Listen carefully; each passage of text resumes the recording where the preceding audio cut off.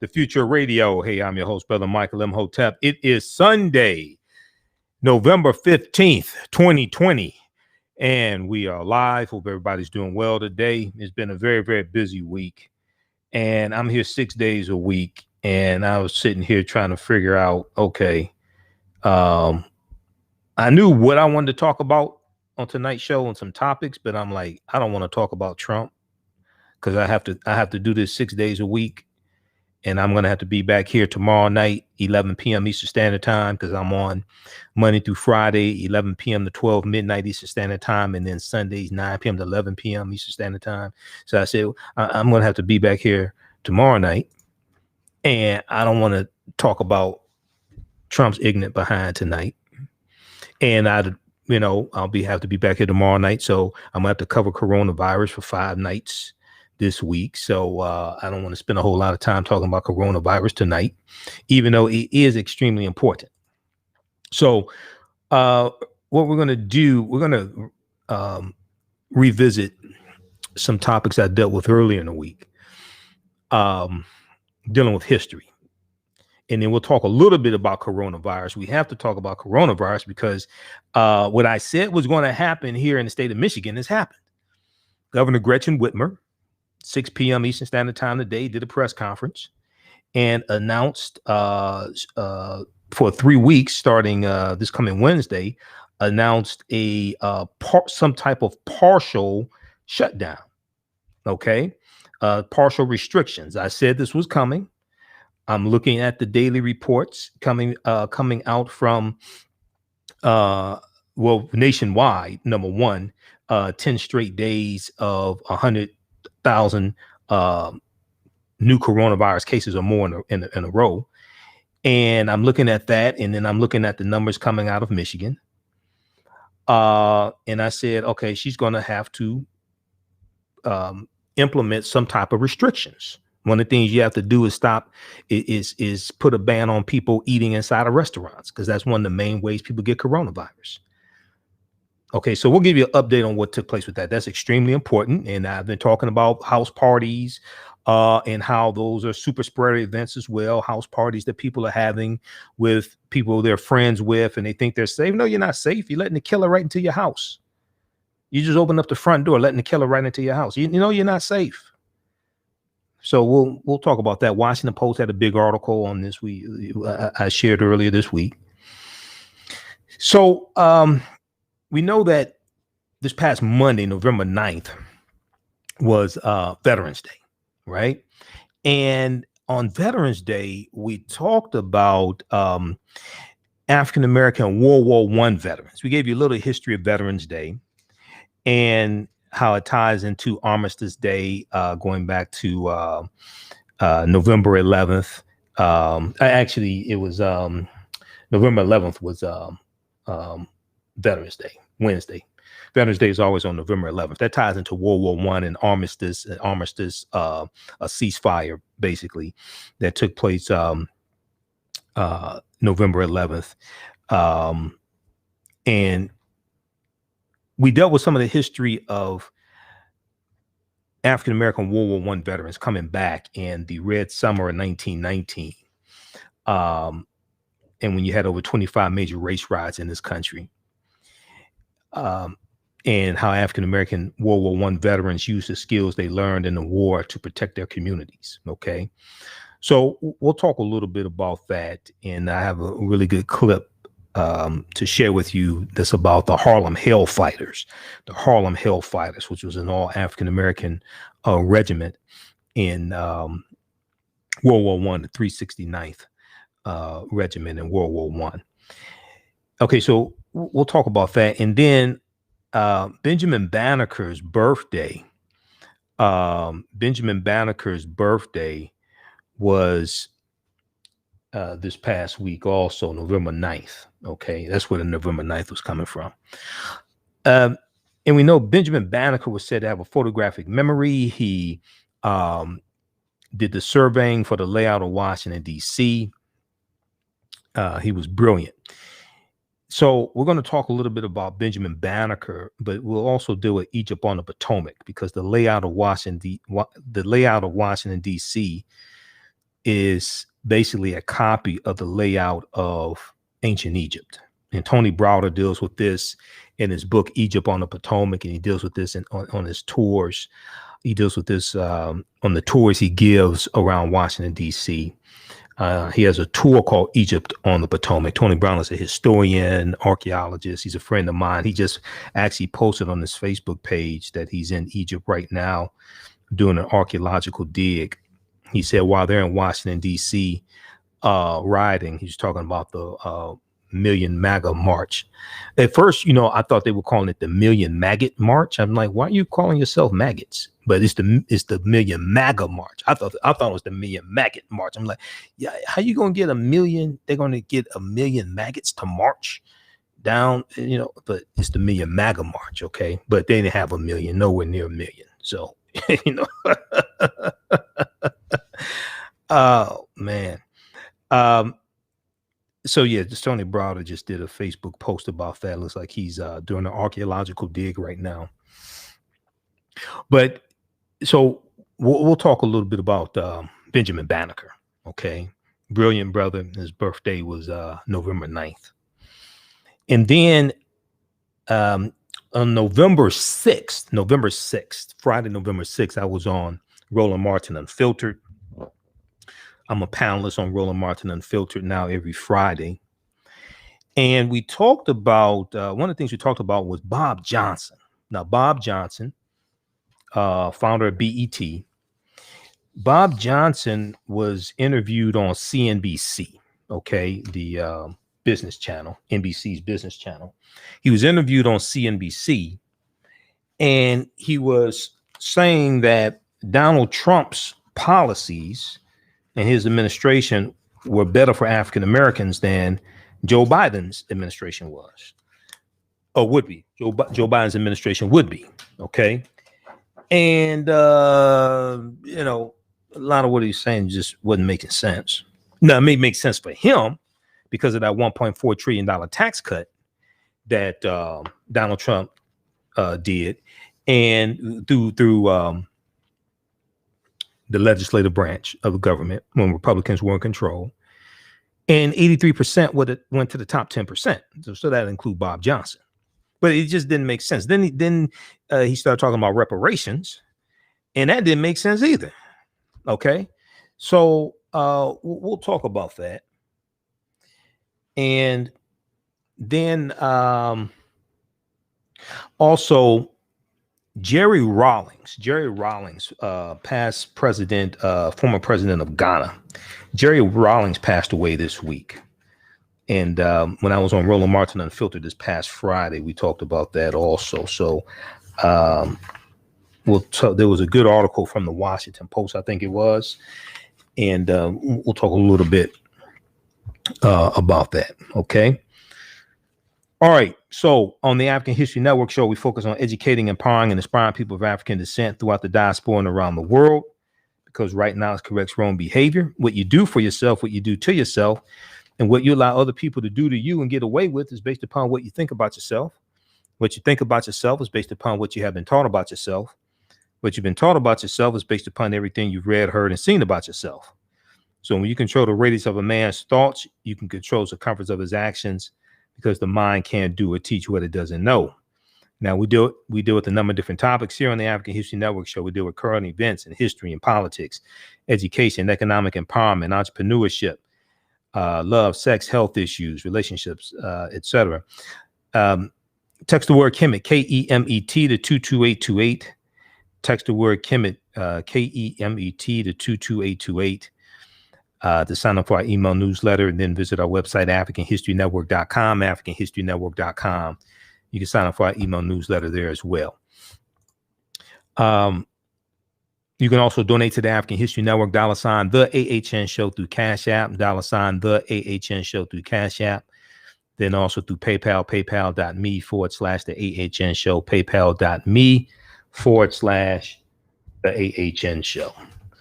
All right, so what we'll do is second hour we'll do an update on coronavirus. Anything that I absolutely have to deal with, dealing with Trump, we'll do that in the second hour if I can avoid having to talk about Trump tonight, then we'll definitely cover it Monday night. Okay. All I can say about Trump is I think you better call Tyrone, help him come pack your sugar honey iced tea, because you're gonna be moving January 20th. So I think you need to call Tyrone. Okay. All right. Let's deal with this first topic here. So Wednesday was Veterans Day, right? And also check out the show I did Friday, November 13th, 2020. We dealt with the history of Friday the 13th and frigatriskaidekaphobia and why people fear Friday the 13th. Okay. So check out that show. All these shows are archived at our Facebook fan page, The African History Network, The African History Network, my YouTube channel, Michael M. Hotep, IMHOTEP, and then also in audio podcast format. Now I'm a little behind, and there's a few audio podcasts I got to upload this week. I'm still trying to. We've only been doing 6 days a week for about a month now, and I'm still trying to get used to it because I haven't done radio 6 days a week, sometimes 7, since 2016. I was doing nationally syndicated radio 5 days a week, and I'm still trying to get used to it. Okay, because it's a lot. So there'll be some more audio podcasts I'll be uploading like tomorrow. All right. Wherever you get your podcast from, search for the African History Network show, the African History Network show. And we're also on iHeartRadio. Our shows are podcasted on iHeartRadio. So I have a page on iHeartRadio. We also broadcast on 9:10 a.m. the Superstation WFDF here in Detroit. So we're broadcasting on 9:10 a.m. the Superstation right now. And you can download the iHeartRadio app. You can listen to us live through iHeartRadio. Search for 9:10 a.m. Superstation WFDF, and 9:10 is broadcasting on their Facebook page as well. Okay. All right. So I'm gonna go to the clip dealing with the Harlem Hellfighters, Jalen. So Wednesday was Veterans Day, right? And when we look at the history of Veterans Day, it ties into the end of World War I, okay, or a true an armistice during World War I. Okay, at the 11th hour on the 11th day of the 11th month of 1918, the Great War ends. And we look at this from history.com, the official website of the History Channel. At 5 a.m. the morning, let me see here. At 11 o'clock in the morning of the 11th day of the 11th month of 1918, World War I, known at the time as the Great War, comes to an end. By the end of autumn 1918, the alliance of the Central Powers was unraveling in its war effort against the better supplied and coordinated Allied powers. Facing exhausted resources on the battlefield, turmoil on the home front, and the surrender of its weaker allies, Austria-Hungary, Bulgaria, and the Ottoman Empire, Germany was finally forced to seek an armistice or a ceasefire with the Allies in the early days of November 1918. On November 7th, the German Chancellor Prince Max von Baden sent delegates to France to negotiate the agreement. It was signed at 5:10 a.m. on the morning of November 11th. Okay, so when we come back, we'll talk a little bit about the history of Veterans Day. Veterans Day is on November 11th, which ties into this armistice or this ceasefire. And originally it was called Armistice Day. That's why it's always on November 11th. Okay, and how much time before the break, Jalen? And then we'll talk about the Harlem Hellfighters also. Okay, the Harlem Hellfighters. And when we look at these African American World War I vets, right, they're going to come back, and they come back with a new sense of pride, a new sense of dignity, and they were called race men, RACE, race men. And they're coming back and they're saying, we're not going to deal with all this segregation and discrimination, racism, things like this. We want all of our rights now. And they're going to come back. Also at this time, you're going to have this mindset called the new Negro. Okay, the new Negro. And the mindset of the new Negro, that's also going to be fueled by people like Dr. Carter G. Woodson and the Association for the Study of Negro Life and History, which is at the time about 5 years old, founded in 1915, and 1920 to be 5 years old. And you're going to this is at the beginning of the Great Migration as well. From 1915 to 1970, 6 million African Americans migrating from the South up north and out west, looking for a new opportunity. But these brothers are going to come back home and face all types of racism. Some of them face beatings, lynchings, things like this, right? And in 1919, the year after the year after World War I ends, we're going to see at least 25 major race riots across this country. The country was exploding with racial tension. Okay. And it's called the Red Summer because the streets of America were flowing with blood, and was called the Red Summer. Is named that by James Weldon Johnson, who was also the same James Weldon Johnson who wrote Lift Every Voice and Sing, which became known as the Black National Anthem. All right, you listen to the African History Network show right here on 910 AM, the Superstation of Future Radio. I'm Michael M. Hotep. We'll be back in a few minutes. All right.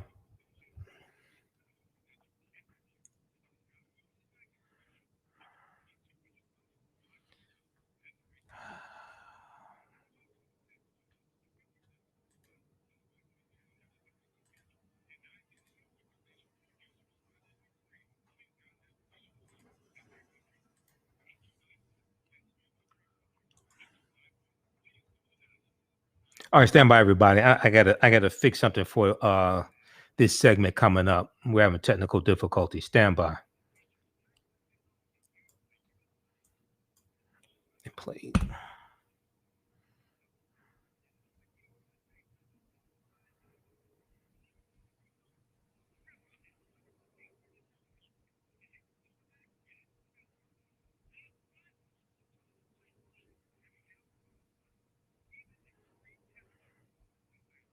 Stand by.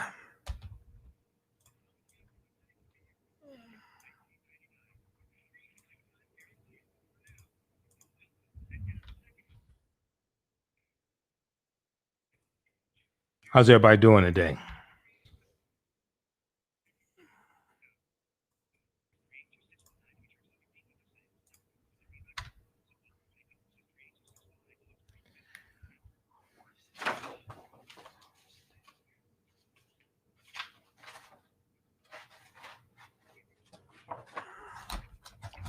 All right, stand by, everybody. I got to get ready for this next segment. I'm trying to find something.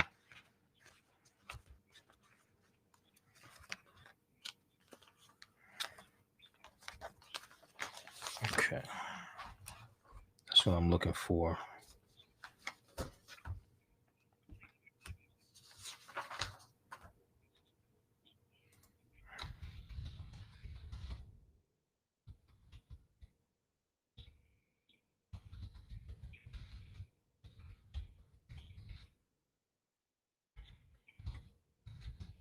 Everybody share this broadcast. Invite your friends to tune in also.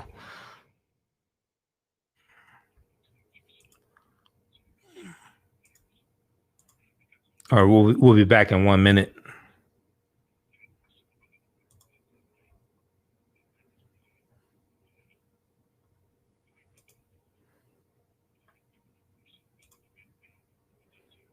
Dude, just lower the...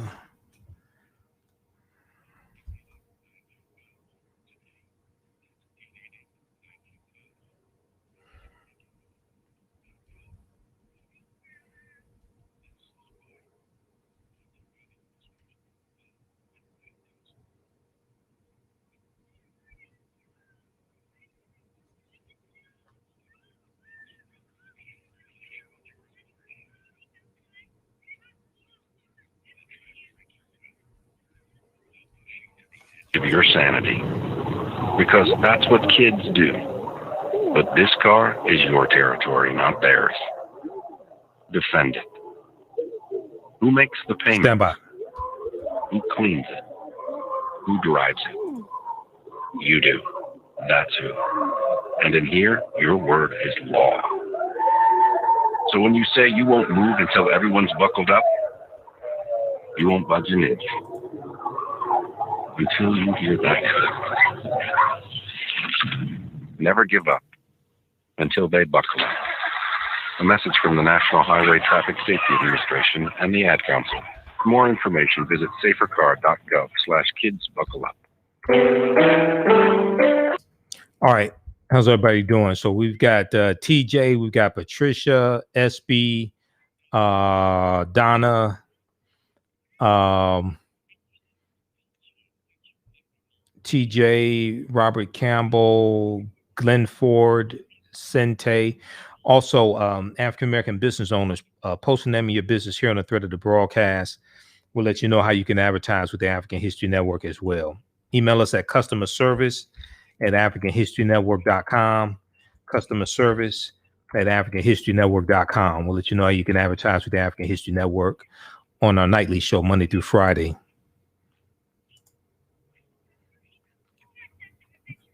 Shirley. Okay. If we talk about reparations, we really need to talk about legal arguments for reparations and the process, the legislative process, because most people aren't dealing with that. Welcome back to the African History Network show right here on 910 AM, the Superstation Future Radio. Here, I'm your host, Brother Michael Imhotep. It is Sunday, November 15th, 2020. And we're live. We're halfway through November. All right. So calling number is 313-778-7600, 313-778-7600. If you have a quick question or comment, we're broadcasting on our Facebook fan page, The African History Network, The African History Network, our YouTube channel, Michael Imhotep, IMHOTEP. And we're also broadcasting on 910 AM Superstation and WFDF on their Facebook page as well. All right, so right before the break, we were talking a little bit about Veterans Day. This past Wednesday, November 11th, was Veterans Day. Veterans Day is always on the 11th of November. Now, Veterans Day is a U.S. legal holiday dedicated to American veterans of all wars, American veterans of all wars. And Veterans Day 2020 occurred on Wednesday, November 11th.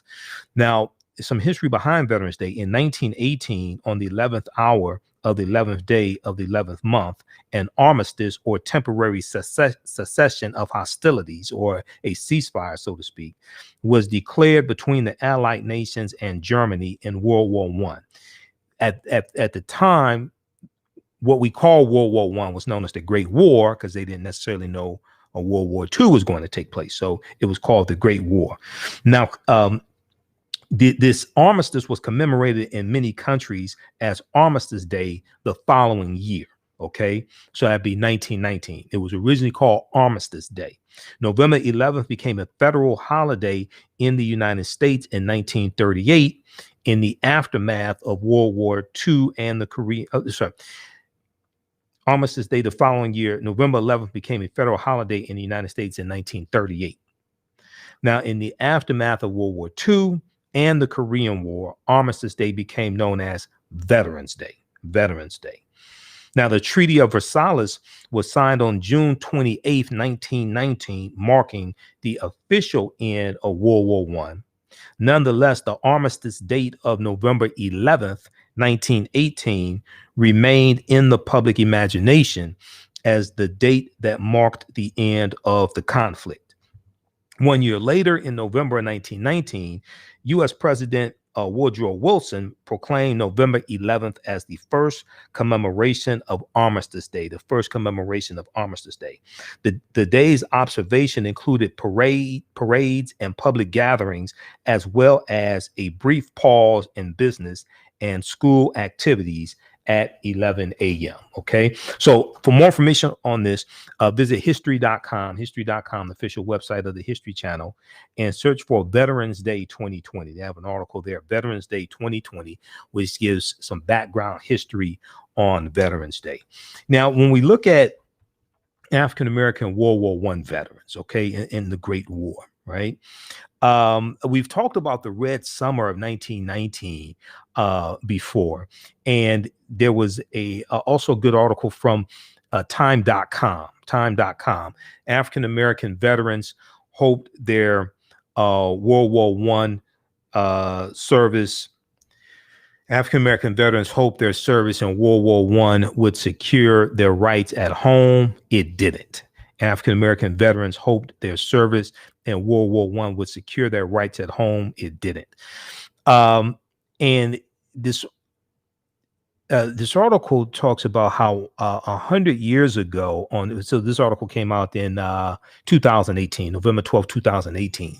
And it says 100 years ago, on November 11th, a date now commemorated as Veterans Day, which will be the Great War came to an end.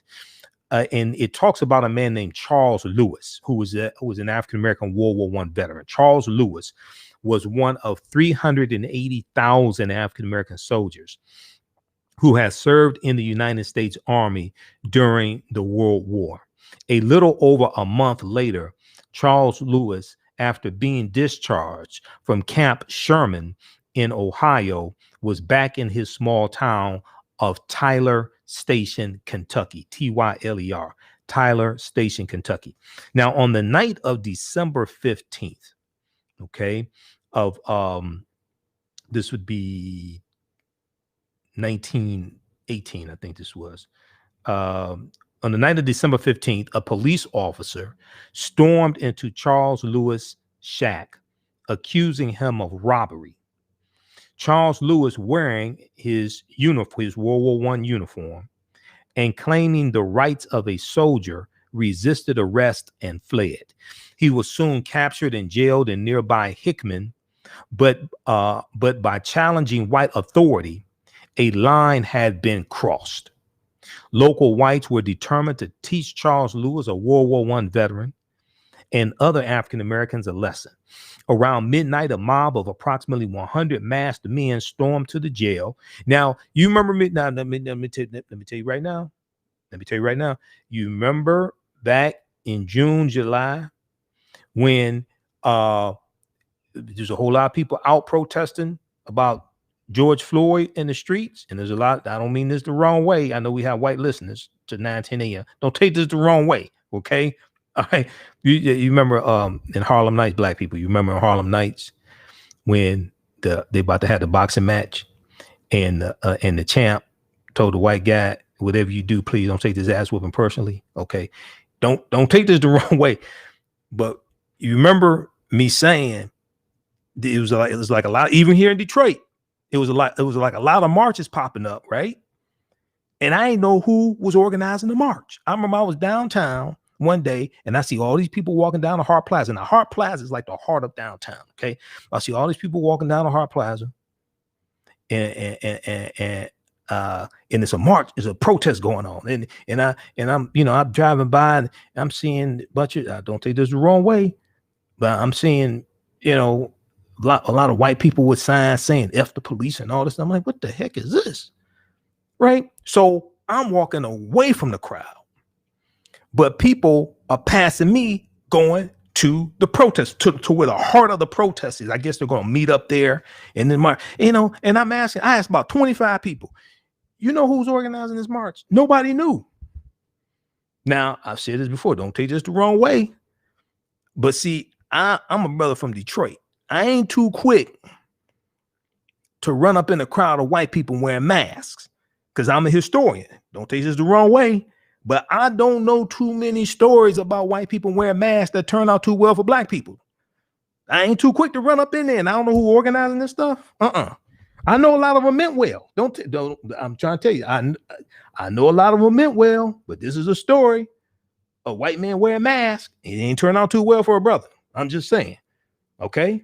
I know there's a lot of white people who protested and meant well, and they wore masks for, because of coronavirus.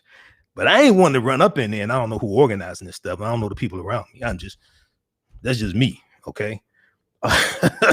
you can do that if you want to. I'm not telling you don't do it. I'm just saying you ain't gonna see me there, okay? If I don't know who's organizing this and I don't know the people around me, that's all I'm saying. But anyway, here's a story: white people wearing masks ain't turn out too well for a brother. All right, so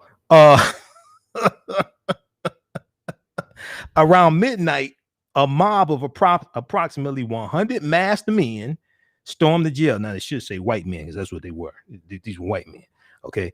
They pulled Charles Lewis, who's African-American, out of his cell, tied a rope around his neck, and hung him from a nearby tree. Told you they ain't turned out too well. I don't know too many stories about white people wearing masks that turn out too well for brothers. Okay. I'm just saying, yeah. Okay. Now, as the sun rose, we just talked about the Akoi massacre of November 2nd, 1920. We just commemorated the 100th anniversary of that. Earlier this week, it was November 10th. We talked about the Wilmington massacre of 1898, Wilmington, North Carolina, which was the only recorded coup d'etat in the United States, where the democratically elected biracial government of Wilmington, North Carolina was overthrown by white supremacists, and they were wearing hoods. So I'm just okay. Now, so go back and listen to our show from November 10th, because we dealt with the Wilmington massacre of 1898. Okay.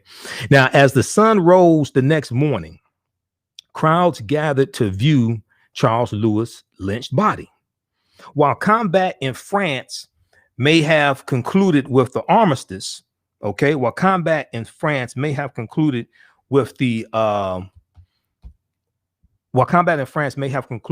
armistice, for African Americans, the war continued. World War I transformed America, and through the demands of patriotism, brought the nation together in unprecedented ways.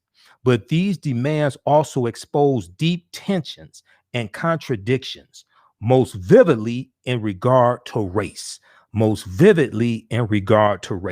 African Americans fought a war within the war. Okay, a war within the war, as white supremacy proved to be harder to defeat than the German army was. African Americans emerged from World War I bloodied and scarred. Nevertheless, the war marked a turning point in their struggles for freedom and equal rights that would continue through the 20th century and into the 21st century, and right up to November 15, 2020. Now, in his April 2nd, 1917 war declaration, because the U.S. gets involved in World War I in 1917. So in his April 2nd, 1917 war declaration address before the U.S. Congress, President Woodrow Wilson proclaimed, quote, "The world must be safe for democracy," end quote. With this evocative phrase, President Woodrow Wilson framed the purpose and higher cause of American participation in the war. The United States had no selfish aims, and true to its creed, would fight only to ensure that the principles of democracy become enshrined on a global level. You mean like having free and fair elections? Is that what you mean by the principles of democracy? You mean not undermining a fair election and declaring this a fraud? Declaring it was rigged? Is that what you mean, Donald Trump? I ain't want to mention his name. He who shall not be named. Is that what you mean?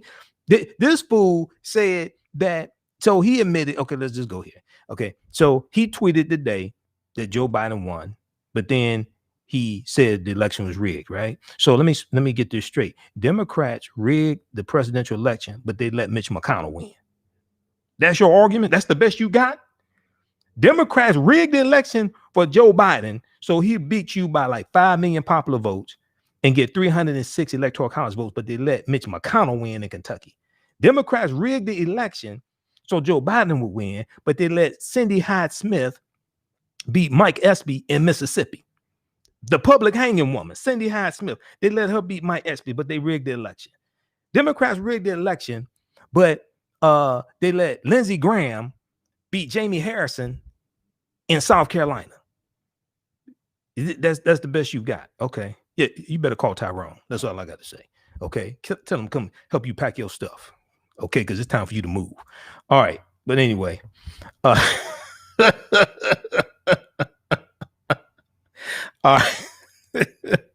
Erykah Badu needs to Erykah Badu won a Grammy, American Music Award, Billboard Award, everything. She did like a remix of Call Tyrone and throw some lyrics in there about Donald Trump being evicted out of the White House. Oh man, I'll buy that. Okay. All right, I need to reach out to some people I know that know Erykah Badu. That's an idea right there.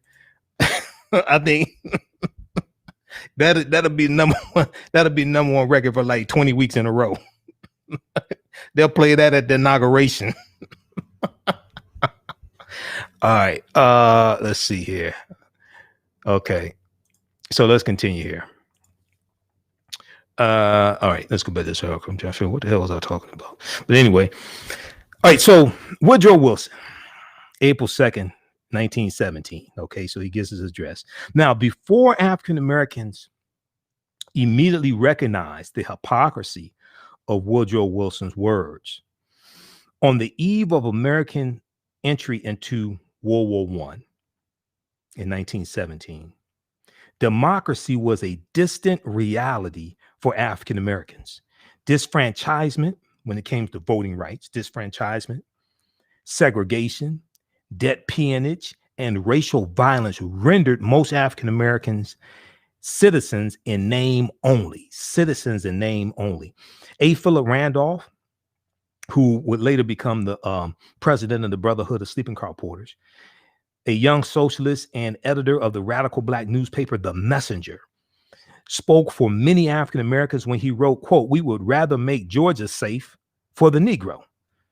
We would rather make Georgia safe for the Negro." Hell, Georgia ain't safe now for the Negro. But I mean, you know, hey, and a sister can't win an election to become the governor of Georgia either. Hey, you know. So this is why, you know, when Donald Trump said "Make America Great Again," a lot of African Americans said, "When the hell was America great? What are you talking about? What you what are you talking about?" So nevertheless, the majority of African Americans embraced their civic and patriotic duty to support the war effort. African Americans had fought heroically in every war since the American Revolutionary War. Can't say that for Donald Trump's family. And they would do so again by demonstrating their loyalty to the nation as soldiers and civilians. African Americans believed they would be rewarded with greater civil rights. Okay. Now, white supremacy tested the patriotism of African Americans throughout the war. Racial violence worsened. The most horrific example being a massacre that took place in July 1917 in East St. Louis, Illinois. Okay. That left over 100 African Americans dead and entire neighborhoods reduced to ashes. All right. Now I've talked about this before. I may re-air that broadcast or something like that. The East St. Louis race riot of 1917, July 1917. This led to the number one, in 2017. We commemorated that 100th anniversary of the East St. Louis race riot. 1. 2. This led to the Silent March, was known as the Silent March of 1917, where approximately 10,000 African Americans marched down Fifth Avenue in Manhattan. And that was organized by James Weldon Johnson also, who was at the time, who was with the NAACP, because the NAACP was founded in 1909. When he wrote what became known as Lift Every Voice and Sing, NAACP did not exist. He wrote that in 1899, James Weldon Johnson. Okay. And he's also going to be the same James Weldon Johnson who coined the term Red Summer. in 1919 because he said the streets of America were flowing with blood because of these major race riots that are exploding across the country. Now, so we have the Red Summer. We have in 1917, while World War I is going on, this racial explosion takes place here in this country. African-American soldiers also had a trying experience. The Army remained rigidly segregated, and the War Department relegated the majority of African-American troops to labor duties. African-American combat soldiers fought with dignity, but still had to confront systemic racial discrimination and slander from their fellow white soldiers and officers. With the armistice, African Americans fully expected that their service and sacrifice be recognized. They had labored and shed blood for democracy abroad and now expected full democracy at home. The death of Charles Lewis, World War I veteran, in 1918 was the first ominous warning that this would not be the case. Now, you're going to have a New York newspaper wrote after the lynching of Charles Lewis, quote, "And the point is made that every loyal American Negro who has served with the colors may fairly ask, is this our reward for what we have done? Is this our reward for what we have done?" Now, throughout the summer 1919, we see race riots erupting across the country. Now, also at the same time, you're going to have the great pandemic of 1918, the Spanish flu pandemic of 1918 going into 1919 taking place also. Okay. And that killed 675,000 Americans and killed 50 million people worldwide, at least. But now, throughout the summer of 1919, race riots erupted across the country, most notably in Washington, D.C. and Chicago. In Elaine, Arkansas, an effort by African-American sharecroppers to organize for better wages enraged local whites and led to a massacre that left upwards of 200 African Americans dead. That's the Elaine, Arkansas race riot of 1919. The Elaine, E-L-A-I-N-E, the Elaine, Arkansas race riot of 1919. I've talked about that here on the show before. Also, now the number of lynchings of African Americans skyrocketed to 76 by the end of 1919, with several African-American veterans, some still in uniform, amongst those who were lynched. The famed author, diplomat, and civil rights leader James Weldon Johnson named these bloody months of 1919 the Red Summer. The Red Summer. Despite this vicious backlash, African Americans did not surrender. The war had changed African Americans, and they remained determined to make democracy in the United States a reality.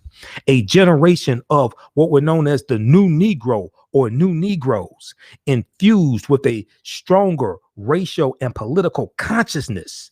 These African-American men came back with a stronger sense of racial pride and a stronger sense of political consciousness. The New Negro will continue the fight for civil rights and lay the groundwork for future generations. They took the words of Dr. W.B. Du Bois to heart when he wrote in the May 1919 editorial, Returning Soldiers. Dr. W.B. Du Bois said, we return from fighting, we return fighting.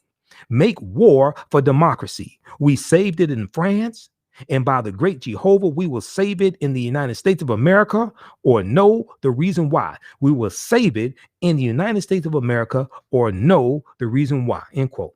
Now, a century after the armistice, in 1918, African Americans, whether in the military, the halls of Congress, or in local communities, continue to stand on the front lines in the fight to make democracy a reality in the United States. The lessons of World War I remain relevant today as we struggle to know the reason why.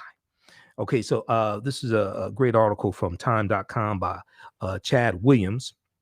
And Chad Williams is Samuel J. and Augustus Spector, is a Samuel J. and Augusta Spector Professor of History and African American Studies at Brandeis University.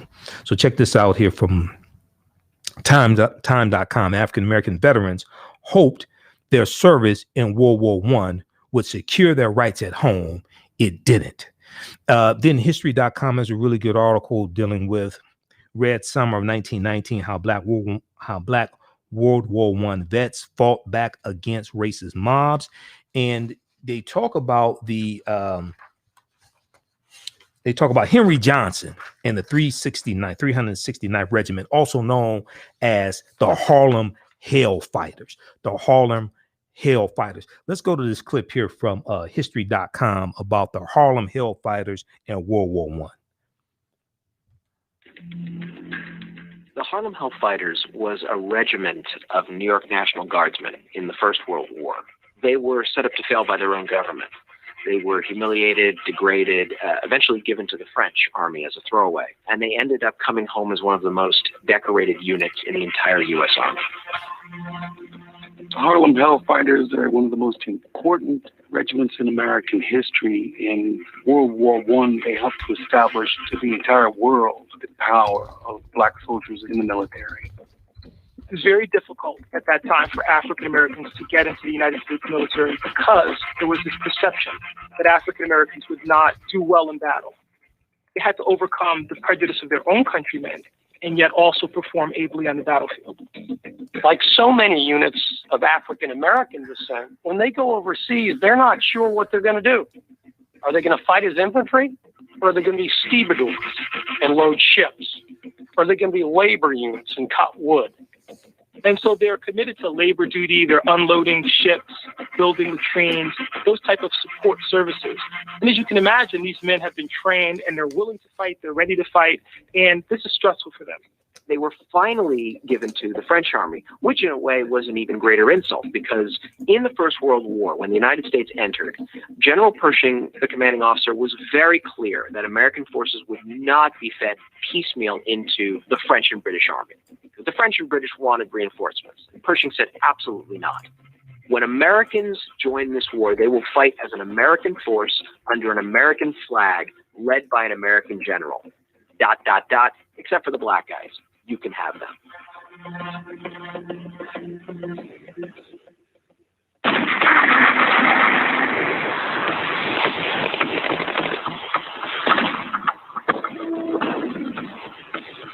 Henry Johnson is perhaps one of the most remarkable Black military heroes in U.S. history. And he found himself in no man's land with Private Needham Roberts manning a listening post. And Needham Roberts hears click, click, click. He realizes somebody's cutting the wire. It's potentially a German raid. And so Roberts is passing him grenades, and they line up these grenades, and the Germans actually do come across the lines. Roberts is hurt, and now Henry Johnson is left to defend their position and to stave off his attack. And then he makes the mistake of jamming a French cartridge into his American gun, and it no longer will work. And the Germans are on top of it. He then used his rifle like a club, and then he ended up fighting with a knife against the Kaiser's vest and turned them. He's wounded in the fray. He's struck, for example, in the foot, and has a debilitating injury as a result. And he fights them off, he says, for what seemed like an hour. The Germans ran shrieking into the night, all because of one man. It's not until the next morning that people realize what a tremendous act this was. They discover 4 bodies of dead German soldiers. And they also realize from the equipment and other things that are left behind that as many as 30 may have been involved in this altercation. As soon as he drove off those Germans, the French awarded him with the Croix de Guerre, a great honor. Unfortunately, it took about 75 years for the U.S. government to give him the Legion of Merit. Had he been white, he would have walked out of that war with the Medal of Honor.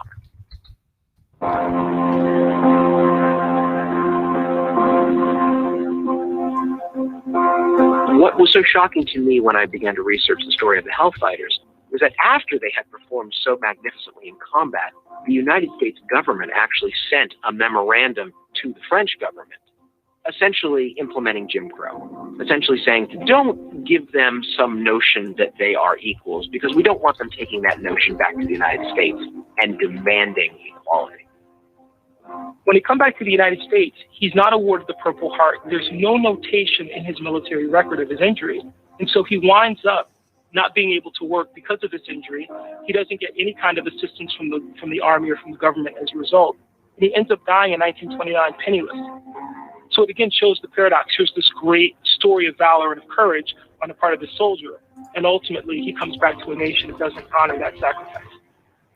We tend to think we all know American history so well, but the story of the Harlem Hellfighters should be one of the first stories told. It wasn't about doing other people, it was about being Americans and serving their country well. That was the inclination of the Harlem Hellfighters. When you are African American in 1917, democracy is armor. Democracy is a weapon. And to fight for a war to make the world safe for democracy was something more than just some ethereal crusade for the Hellfighters. It had concrete results. They were fighting for the rights to be a citizen of the country that they were born in.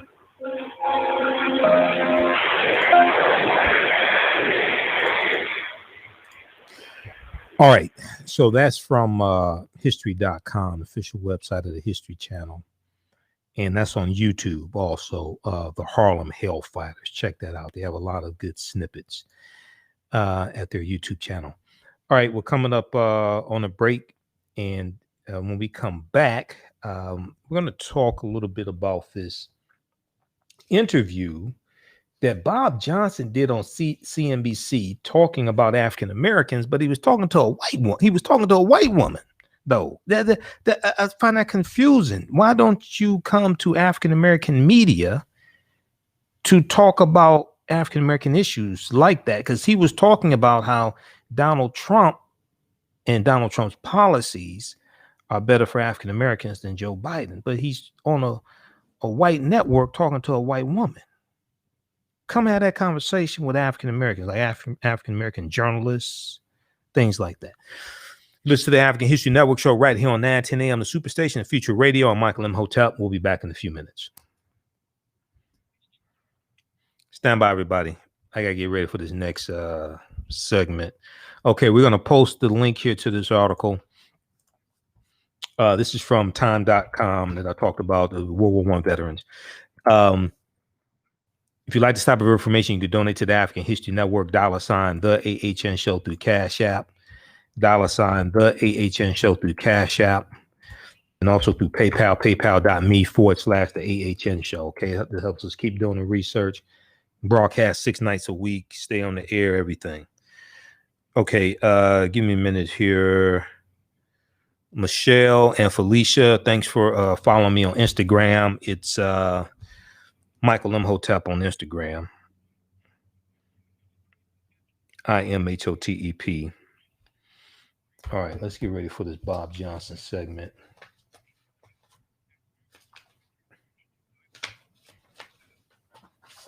And there was an article on Bob Johnson. I got to find that damn thing.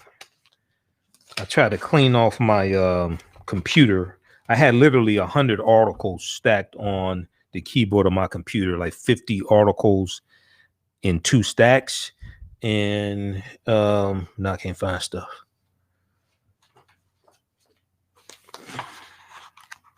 The White League. Okay, that's okay. We'll be back in a couple minutes, everybody. It's mandatory commercial break. Stand by. Everybody share this broadcasting on social media platforms.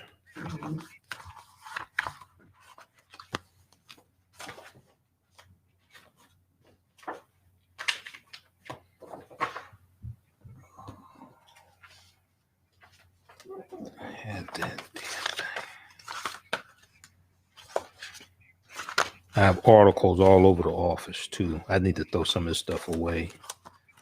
I have like thousands of articles printed up. What the hell is that Bob Johnson article?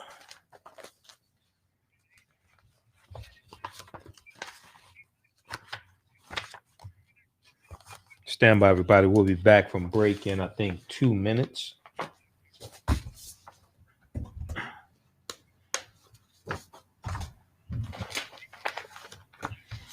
Okay, African American business owners, post the name of your business here on the thread of the broadcast, and we'll let you know how you can advertise with the African History Network as well. Okay. Our shows reach thousands of people across the country each episode, and then also our shows are an audio podcast audio podcast format as well. Let me post this information here. You're right. I should get up. I want to have fun. Play in puddles, catch frogs, and climb trees. Hey, Mom! Yeah, hon? Stephen, what is that in your hand? It's my sense of adventure, Mom. It's telling me we need to get out of the house and have some fun in nature today. Come to the forest where the more adventurous you live. Check out discovertheforest.org for cool places nearby. Brought to you by the U.S. Forest Service and the Ad Council. This is why you work so hard to pay the mortgage. All right. Let's see here. They're still playing commercials on the radio station. We'll be back in, should be 1 minute. Okay, so who we have? We got TJ. He said Bob Johnson is a piece of work. Okay, Jackie. Charles said America gave away their sharpest knives because of bigotry.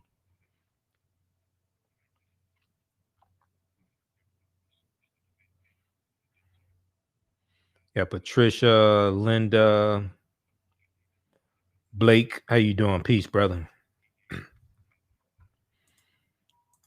Also, we have my DVD bundle pack, The Africans Who Were Here Before Columbus. The Africans Who Were Here Before Columbus. It's a 8 DVD bundle pack. Africans who, we're going to post a link here. Check that out. And it includes the double lecture I also did with Dr. David M. Hotep, who wrote the book, The First Americans Were Africans, Documented Evidence. And it also includes a double lecture I did with Professor Kaba Hiawatha Kamene, dealing with the ancient African presence in America. Detroit, 910 AM Superstation, a division of Adele Media. Welcome back to the African History Network show right here on 910 AM, the Superstation, the Future Radio.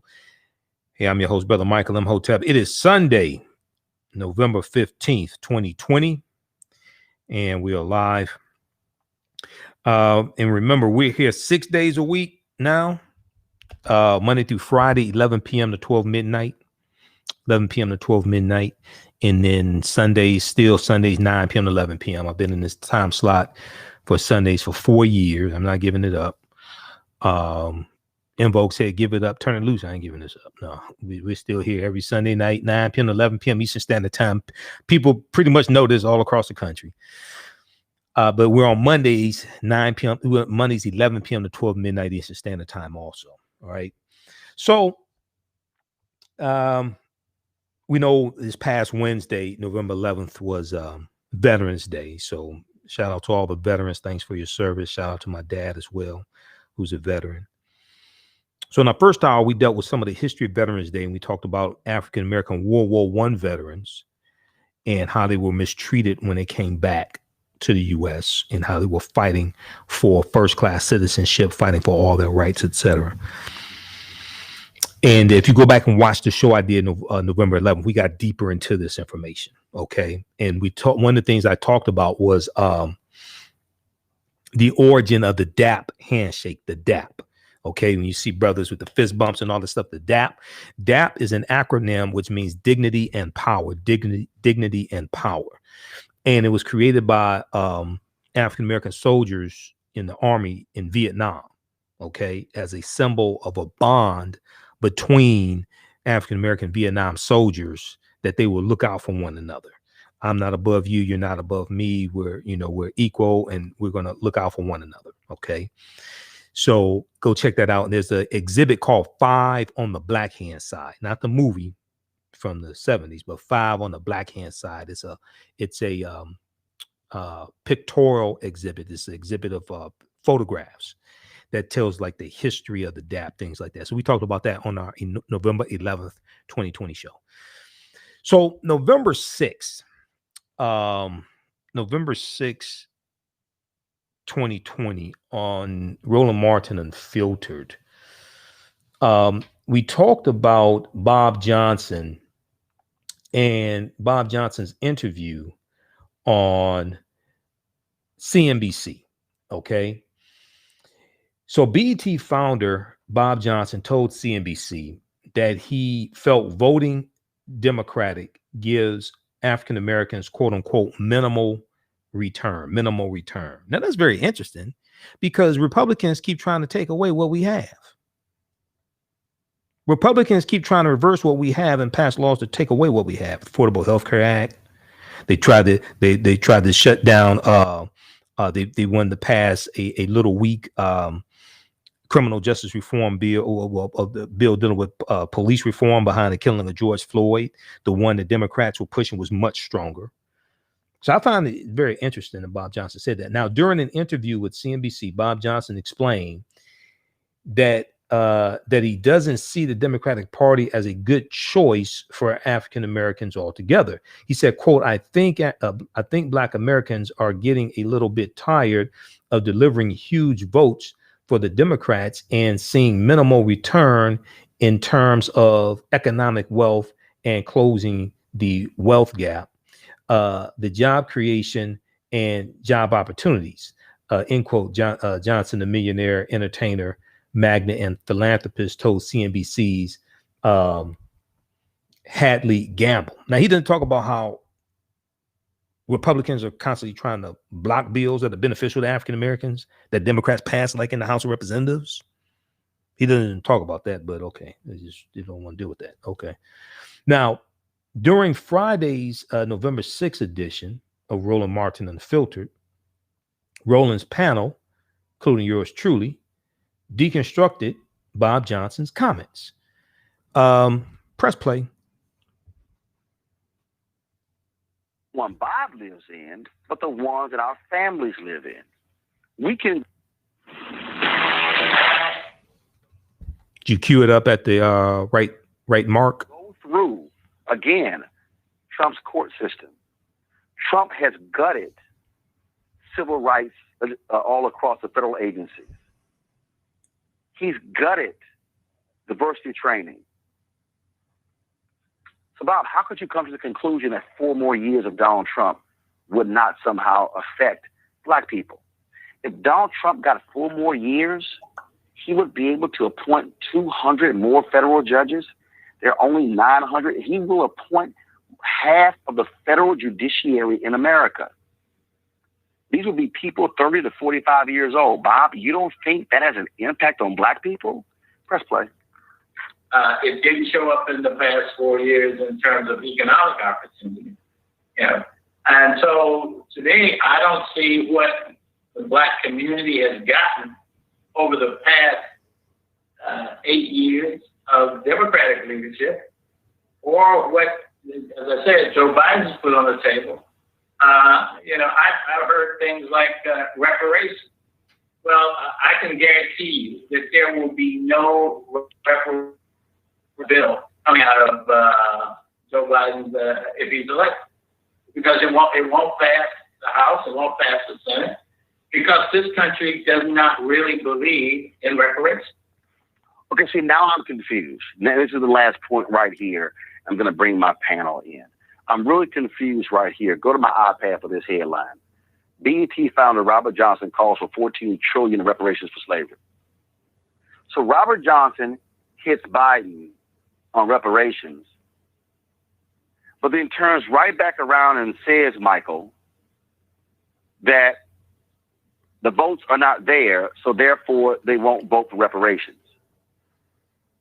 So let me just get this straight.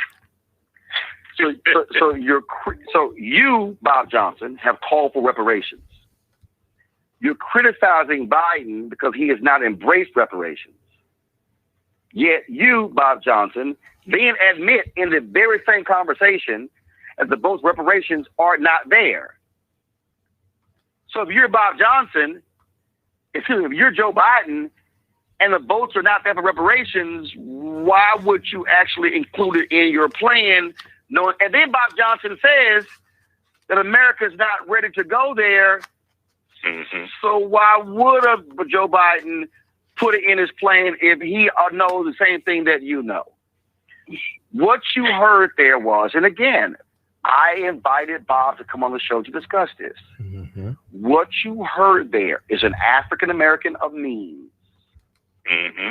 who doesn't have to be concerned with any of these things down here on the ground, because he's operating financially in a world where he is completely separated and sheltered from everything else.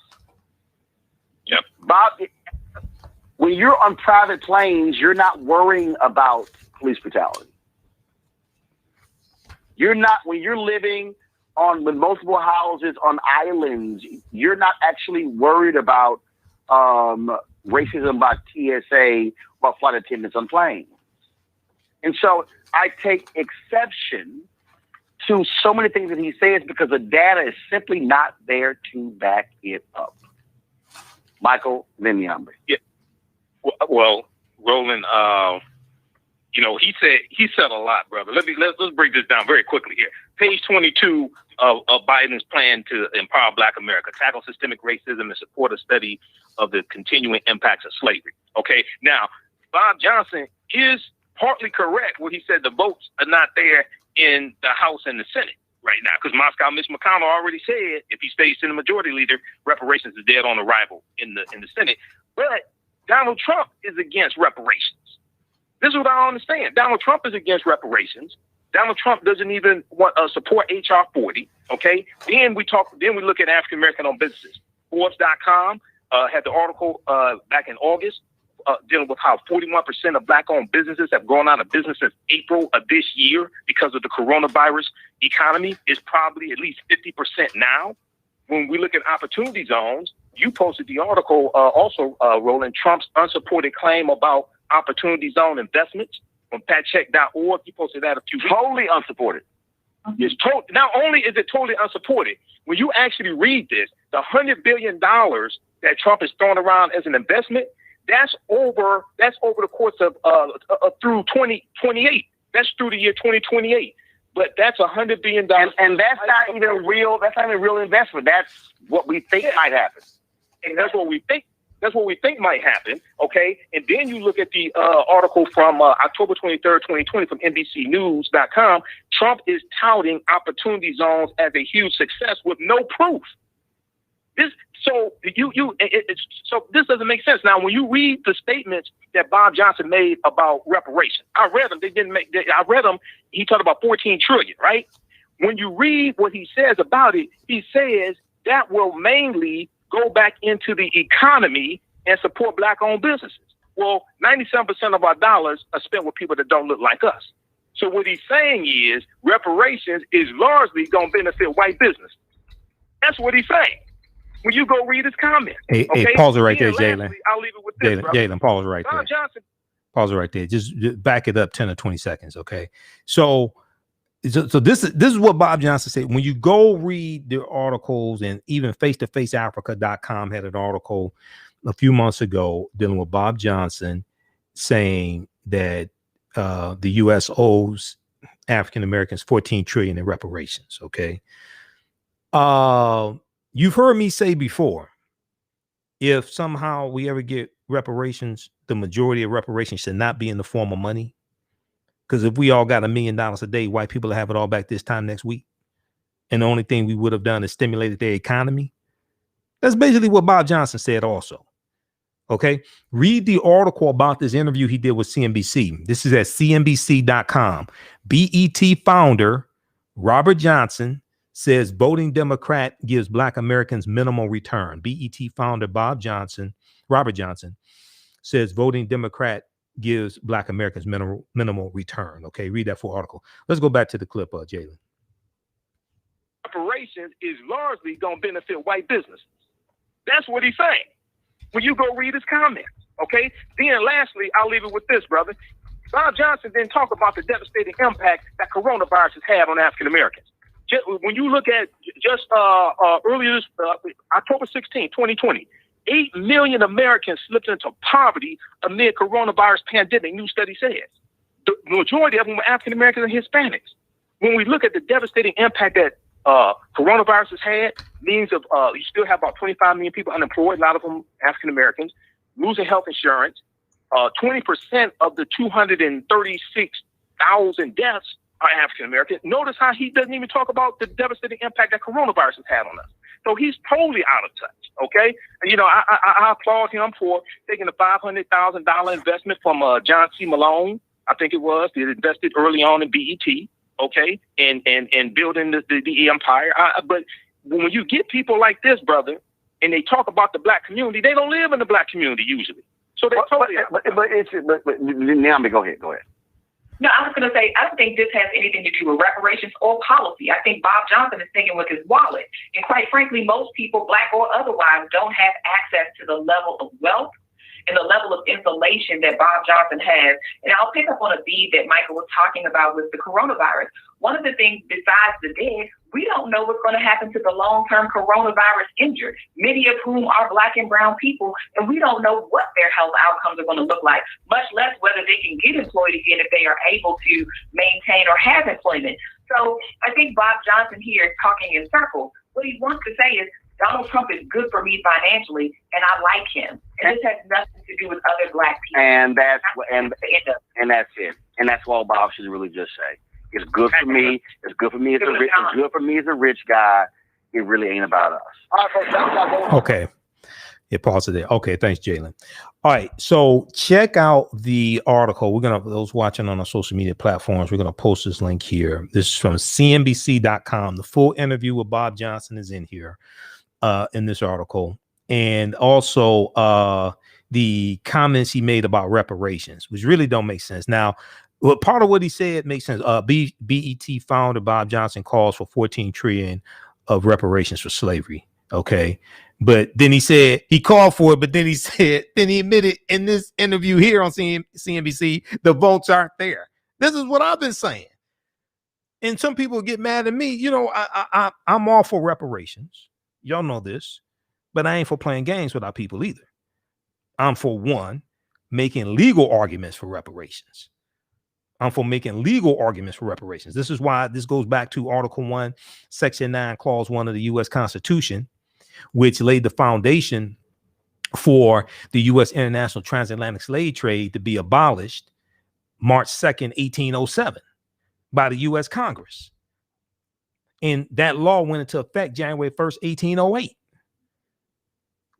So when we talk about reparations, we need to make legal arguments for reparations.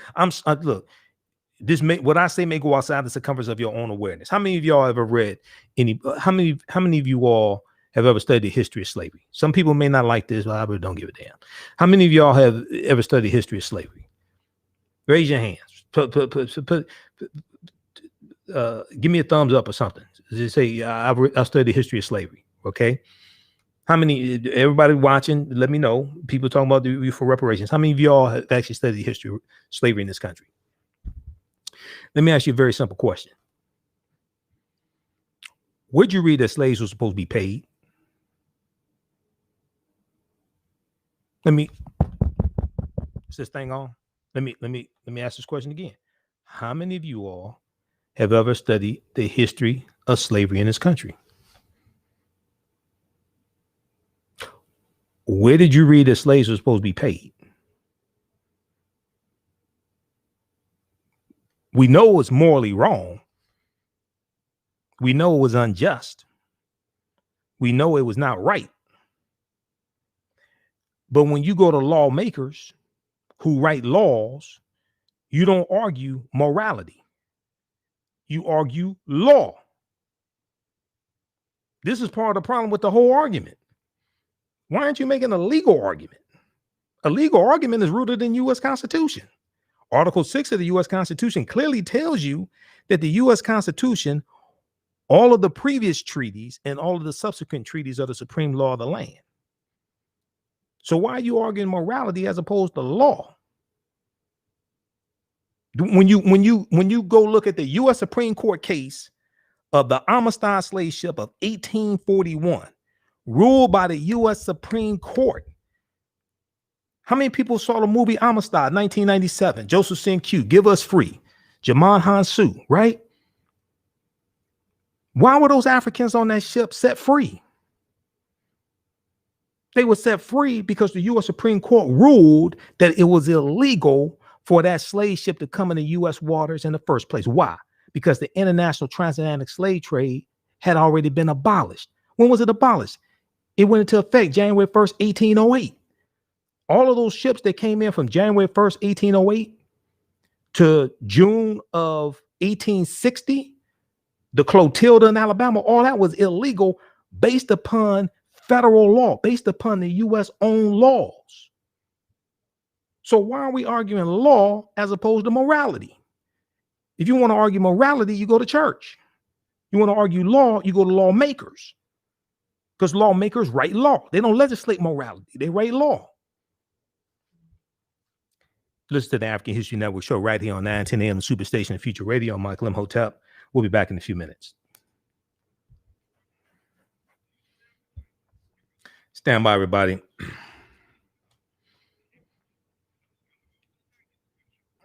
$40 acres and a mule was paid to some. There was only paid to a few. That was 400,000 acres of land in South Carolina, Georgia, and Florida. That was coastal land. 40 acres and a mule, special field order number 15.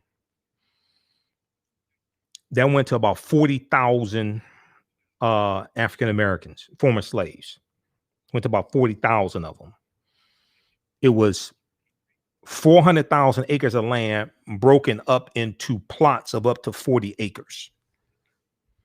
And the mule was not part of the original offering.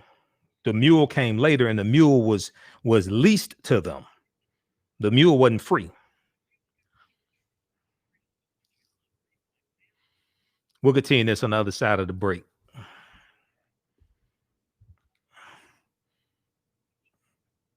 Okay, 313-778-7600 is the calling number. See, Dr. Henry Louis Gates Jr. has a extensive article dealing with the real history of 40 Acres and a Mule. And then also blackpast.org has articles on this also. One, we're making a wrong argument. Two, we don't have the people in place in the legislative branch of government to actually vote on reparations. This is why I'm listening. I'm like, dude, we don't understand the process. It's a legislative process to bring this about. Many of us don't understand the process. We're talking about cut the check. Well, you got to go through a process for the Treasury Department to cut the check after. Welcome back to the African History Network show right here on 910 AM, the Superstation of Future Radio. I'm your host, Brother Michael Imhotep. If you want to donate to the African History Network, $ the AHN show through Cash App, $ the AHN show through Cash App, and then also through PayPal, paypal.me/the AHN show. Right before the break, we were talking about the interview that Bob Johnson did on CNBC. And he was talking about reparations. We talked about this on the Friday, November 6th, 2020 edition of Roland Martin Unfiltered, where I was a panelist. And we were talking about reparations also. And I talked about the Amistad, the U.S. Supreme Court case of the Amistad slave ship of 1841, and why those Africans were set free. When you study that case, if you go to archives.gov is the official website of the National Archives. Okay, they have some of the original court documents at archives.gov. I'll go on to archives.gov and study that case. The U.S. Supreme Court ruled that those Africans on the Amistad slave ship were not slaves. Okay. Two, also, they ruled that it was illegal for that ship to come into U.S. waters because the international transatlantic slave trade had already been abolished. That went into effect January 1st, 1808. Now, it was still legal to enslave Africans within the country and auction them off, sell them, have plantations. That was still legal. What was illegal was bringing Africans into the country. That was the international transatlantic slave trade. That was abolished. The foundation of it being abolished goes back to the Philadelphia Convention in 1787, when they're drafting and debating the U.S. Constitution. in its Article 1, Section 9, Clause 1 of the U.S. Constitution. And it states that the earliest that the international transatlantic slave trade could be abolished is 1808, it's 20 years. They put in a 20-year clause because the 13 colonies are debating abolishing the international transatlantic slave trade at the Philadelphia Convention. All of them agreed to abolish it except South Carolina. South Carolina was the lone holdout. 5 states had already abolished slavery by 1787, starting with Vermont that abolished it July 2nd, 1770, 17 years prior. You're going to have Massachusetts, you're going to have Connecticut, you have Pennsylvania. Some states are going to abolish slavery altogether, and others are going to abolish the international transatlantic slave trade, and then they are in a process of gradually phasing out slavery within those states. Okay, so but 5 states had already abolished slavery to some extent by 1787, when the Philadelphia, the Constitutional Convention is taking place, the Philadelphia Convention. So go to archives.gov, read the U.S. Constitution. Read Article 1, Section 9, Clause 1. Read the entire U.S. Constitution 1. But focus in on Article 1, Section 9, Clause 1. You can also go to loc.gov, Library of Congress website as well. We'll go to the phone lines in just a minute. And then, so check all that out. And then there's an article from, originally it was from theroot.com, but it's also at pbs.org, I think. Is dealing with 40 Acres and a Mule, the real history behind 40 Acres and a Mule. And it's by Dr. Henry Louis Gates Jr. Okay. And this gets deep into the history. That's at pbs.org. It was part of his series, 100 Amazing Facts About the Negro. And I've read some of Gates' books. I've read dozens of his articles. I disagree with him on some things dealing with the transatlantic slave trade, but other things he does good research dealing with this like 500-year period of history. He does good, or 400-year period of history, so to speak. He does some good research. The truth behind 40 Acres and a Mule. The truth behind 40 Acres and a Mule. This was originally posted at theroot.com, and I have a couple of Gates books here. This is one of them. This is African Americans, Many Rivers to Cross. I'm in the process of cleaning up the office, and I've got like probably 3,000 articles printed up here. I'm going through trying to get rid of, and I had 2 stacks of about 50 articles in each stack on the keypad of the laptop, the keyboard of the laptop, and I caught myself trying to clean up, and now some of the stuff I can't find. So I gotta that's the project for this week. I gotta go through and throw away some of this stuff. But anyway, the African Americans, Many Rivers to Cross. This is the official tie-in to the 6-part series that aired on PBS in 2012 from Gates. This book is the official tie-in to this that gives more background information into the different stories they're talking about. So it's a good history book for that period of time, basically 1619 up to the present, up to about 2012 when it came out. But he does talk about Juan Garrido in 1513 coming into Florida with Juan Ponce de Leon, the Spanish conquistador.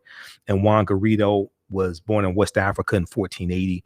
He's probably the first person of African descent that we know of by name, 1513. Now, 1513 is before 1619. That's like 106 years before 1619, 1513. So if you think 1619 is when African people first came to this land, then for a number of reasons, that's wrong. I've said before, for a number of reasons, that's wrong. Okay. And we know when we read The First Americans Were Africans, Documented Evidence by Dr. David Imhotep and other information coming from scholars like Professor Kaba Kamene, we know African people were here in this land going back tens of thousands of years. Okay, so that's a whole nother conversation. But check out this article from theroot.com, or pbs.org. They picked it up from The Root. The truth behind 40 acres and a mule. The truth behind 40 acres and a mule. So very briefly, 40 acres and a mule, that only applied to 400,000 acres of coastal land in Florida, South Carolina, and Georgia. 400,000 acres of coastal land in Florida, South Carolina, and Georgia. Okay, that was not for all of the former slaves. Okay, that went to about 40,000 freedmen had settled on 400,000 acres of this land. That was not for all the former slaves. Okay, just so people understand this. And it's going to, the majority of that land is going to be taken back by President Andrew Johnson, who succeeded President Abraham Lincoln. Lincoln's assassinated April 1865. Johnson's his vice president. Johnson is sympathetic to the Confederacy. And he's basically going to give all the land back to the Confederacy and give them a blanket pardon also, because they committed treason based upon Article 3, Section 3 of the U.S. Constitution. So read this article here. The truth behind 40 acres and a mule. The truth behind 40 acres and a mule. Let's go quickly to the phone lines. Let's go to line 1. Let's see who we have. Theo. This is Theo Broughton. That's correct. Happy Sunday to you. Hey, how you doing, I Theo? have so many questions. I'm doing wonderful. I wanted to ask you, number one, was New York abolishing slavery in 1824? Is that correct? I think around that time, somewhere right around that time, New York abolished slavery. What was it? What was it you were trying to hit upon? Well, one, they said that the caveat was you have to have served for 20 years in order to free yourself. And in 1824, if you had 2 years to go, which the Journal Truth did, she was supposed to say 2 more years. And I think it's right around 1827. I think it's right around 1827. Yeah, right around there. Yeah, but go ahead. Oh, okay. She sued the federal government to get her son back because you were not allowed to sell or give a enslaved African to any of the plantations down south. Her son was given to a plantation, which was supposed to have been the worst, in Alabama. And she had to sue the federal government and get her son away from there. And another question that I had is about Bob Johnson, who owned a media outlet. Did they trick him out of his outlet when he decided he wanted to buy an airline, which didn't last long? They didn't trick him out of it. Viacom offered him basically $3 billion. He sold BET for $3 billion to Viacom. So he wasn't tricked out of it. He said that he was trying to start an airline. That airline, I don't ever think that airline ever took off. He was trying to start an airline, but when he sold BET, he said that was a deal that was basically good for his investors. In it also, but he sold BET to Viacom for $3 billion. And then he had to split it. Basically, he got $1 billion. His wife, Sheila, got $1 billion. His wife at the time, Sheila, got $1 billion. And the other, so John C. Malone invested $500,000 early on in BET. So he got a big cut also. Oh, okay. Well, I want to thank you for the clip that you played, because we don't hear enough positive history and accomplishments of our people. As a matter of fact, our people don't hear enough about our accomplishments, and they sometimes want to bash the community when they listen to the propaganda from others. So I really thank you for playing that clip that you played early on. Okay. All right. Thanks, Theo. We need more We need more of that. You're welcome. Right. Cheers. All right. Thanks. Yeah. See, John C. Malone, John Carl Malone, he was the CEO of TCI Inc. Telecommunications, TCI, Telecommunications Inc., which is a cable and media giant. So he was a very, very white man, just so you all know, in case you weren't sure. He was a very, very early investor in BET. Okay. Okay, so let's go back to the phone lines. Let's go to Dave. Dave, welcome to the African History Network show. Thanks for holding. Tell us where you're calling from. Yeah, I'm Dave. I'm calling from Virginia. Virginia. Tonight, man? Oh, I'm all right, man. Just busy. It's long week. But Virginia, okay. Which city in Virginia? Newport News, man. You know what time it is. Newport. Okay. All right. You're in the DMV area. Go ahead with your question or comment. Yes, sir. Yeah, I'm loving what you're doing on this Bob Johnson thing. It's really kind of disappointing. He's never really been lockstep with us in the last 10 years. I think before he went with Hillary Clinton over Barack, and then he went with Trump over Biden. So he's comfortable being out of step with right people. Now he said that he said he did that interview, but I don't think he ever fully endorsed Trump, like saying I'm going to vote for Trump. But yeah, he did do that interview. That interview didn't make any sense. But because when they pressed him about the enterprise zones or whatever, he couldn't name a single project that anybody was doing. Yeah, brother, there's no evidence that those opportunity zones. Robert Martin asked for the information. And he can't get it because there is none. Well, not only that, man, when they talk about this $100 billion, that's $100 billion invested through the year 2028. And I cited two articles, man. I cited two articles, man. Dude, there's no evidence. $500 billion, that's the entire size of the government contracting. That's government contracting, yeah. Okay. Also, too, I'd like to ask your opinion on some things we can ask for Joe Biden in terms of payback for our support. I got a couple of them I can name down. One is D.C. representation, D.C. statehood. Now that has to go through Congress. Dave, that has to go through Congress. The legislative branch of government has to vote on that. Okay, I understand. Let me go to the second one. Yeah. Marijuana decriminalization with expungement of records. Well, that's part of his agenda. That's part of his agenda.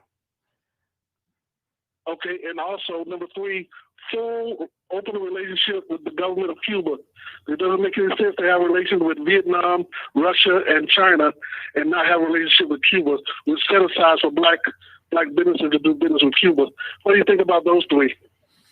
The first one was what was the first one again? DC statehood. Yeah, that has to go through. I think he supports that, but that has to be voted on by the House of Representatives and Senate. That has to go through the legislative branch of government. That's not an executive order. Okay. Marijuana decriminalization. Yeah, and actually, that's part of his agenda. That's in the, I think it's part 5 or 6 that deals with criminal justice reform. That's part of his 22-page agenda to empower Black America, which is the first thing that we need to look at holding him accountable to, because he put this out, and it was African-American organizations and policy experts and things like this that contributed to it. So that's the first thing that we need to hold him accountable to. With Cuba, there's relationship with Cuba.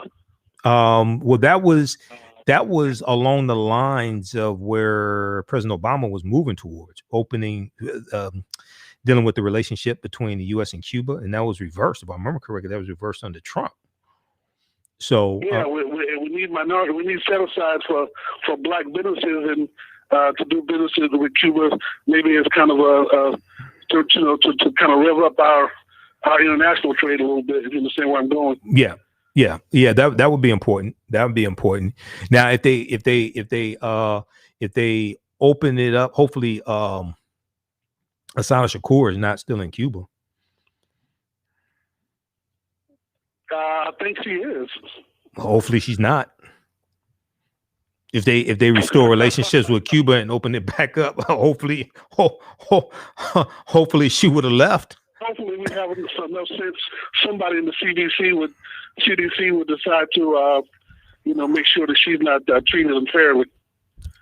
In the CBC, yeah, hopefully, but hopefully the sister is like a few steps ahead. And if they open, let's hope so. Algeria's not that far away. Yeah. All right, Dave, I gotta get these other calls. Let me ask you also about there's an article. You made a very good point about the misrepresentation of Biden and Kamala's record. Yeah. The article in Vox that goes along that same line. The article in Vox says that the 1994 crime bill was a lot of things, but it really didn't have that much of an effect on imprisonment or jails. In fact, after a couple of years after the passing of it, there was a dip in incarceration. Well, look at the PolitiFact.com has an extensive one dealing with Bill Clinton and the crime bill. The U.S. prison population basically quadruples from about 1970 to 93. This is before the crime bill wasn't signed. The crime bill wasn't signed on September 13th, 1994. Yeah. So the trajectory, states had already started passing longer, harsher sentences in the 1970s, 80s, and early 90s. And we can go back to 1973. We can go back to 1973 and Governor Nelson D. Rockefeller, who was the governor of New York, and the Rockefeller drug laws. And see, what people leave out of this whole conversation is that the war on drugs started with Republicans. June 17th, 1971, Richard Nixon declares his war on drugs in front of the U.S. Congress. Revived it, yeah. Yeah, so October 1982, Ronald Reagan declares his war on drugs. So all that just totally gets left out of this conversation, and then people somehow just want to start the time clock. So, hold on just a second. Hold on. Can you hear me? Hold on just a second. What happens is people skip over to understand the war on drugs and to understand the increase in incarceration. You have to look at like about a 50-year period of time or so, going back to 66 and 67, and Richard Nixon winning the presidency in 1968, running on the platform of law and order, because Nixon was a backlash to the Black Power movement, a backlash to the rebellions that were taking place in the late 60s, like the Detroit Rebellion in 1967. He was a backlash to the civil rights movement, affirmative action. He was a backlash to all of that. Okay. All right, go ahead. What was your last point? Because I got to get these other calls. My last point was about Kamala Harris's record. There's a meme out there that says that she supposedly incarcerated 1,500 black men for marijuana, low-level marijuana possessions. When you break it down and disaggregate for race and ethnicity, it comes out to about 45 during her tenure from 2011 to 2016 as the Attorney General for the state of California. Well, it comes out to about 45 people. Right. So when you read, if you look at the article from PolitiFact.com dealing with Representative Tulsi Gabbard, is asking questions. Did Representative Tulsi Gabbard misrepresent Kamala Harris' record? People need to read that, because on the debate stage, during the debates, Tulsi Gabbard said that when Kamala Harris was Attorney General for the state of California, she prosecuted 1,500 people for marijuana possession, sent 1,500 people to prison. Okay, so the meme that's floating around, one, that meme does not cite any sources. One, two, how did 1,500 people become 1,500 black men? How did 1,500 people? Representative Tulsi Gabbard did not mention race nor gender. So how did 1,500 people become? Exactly, yeah.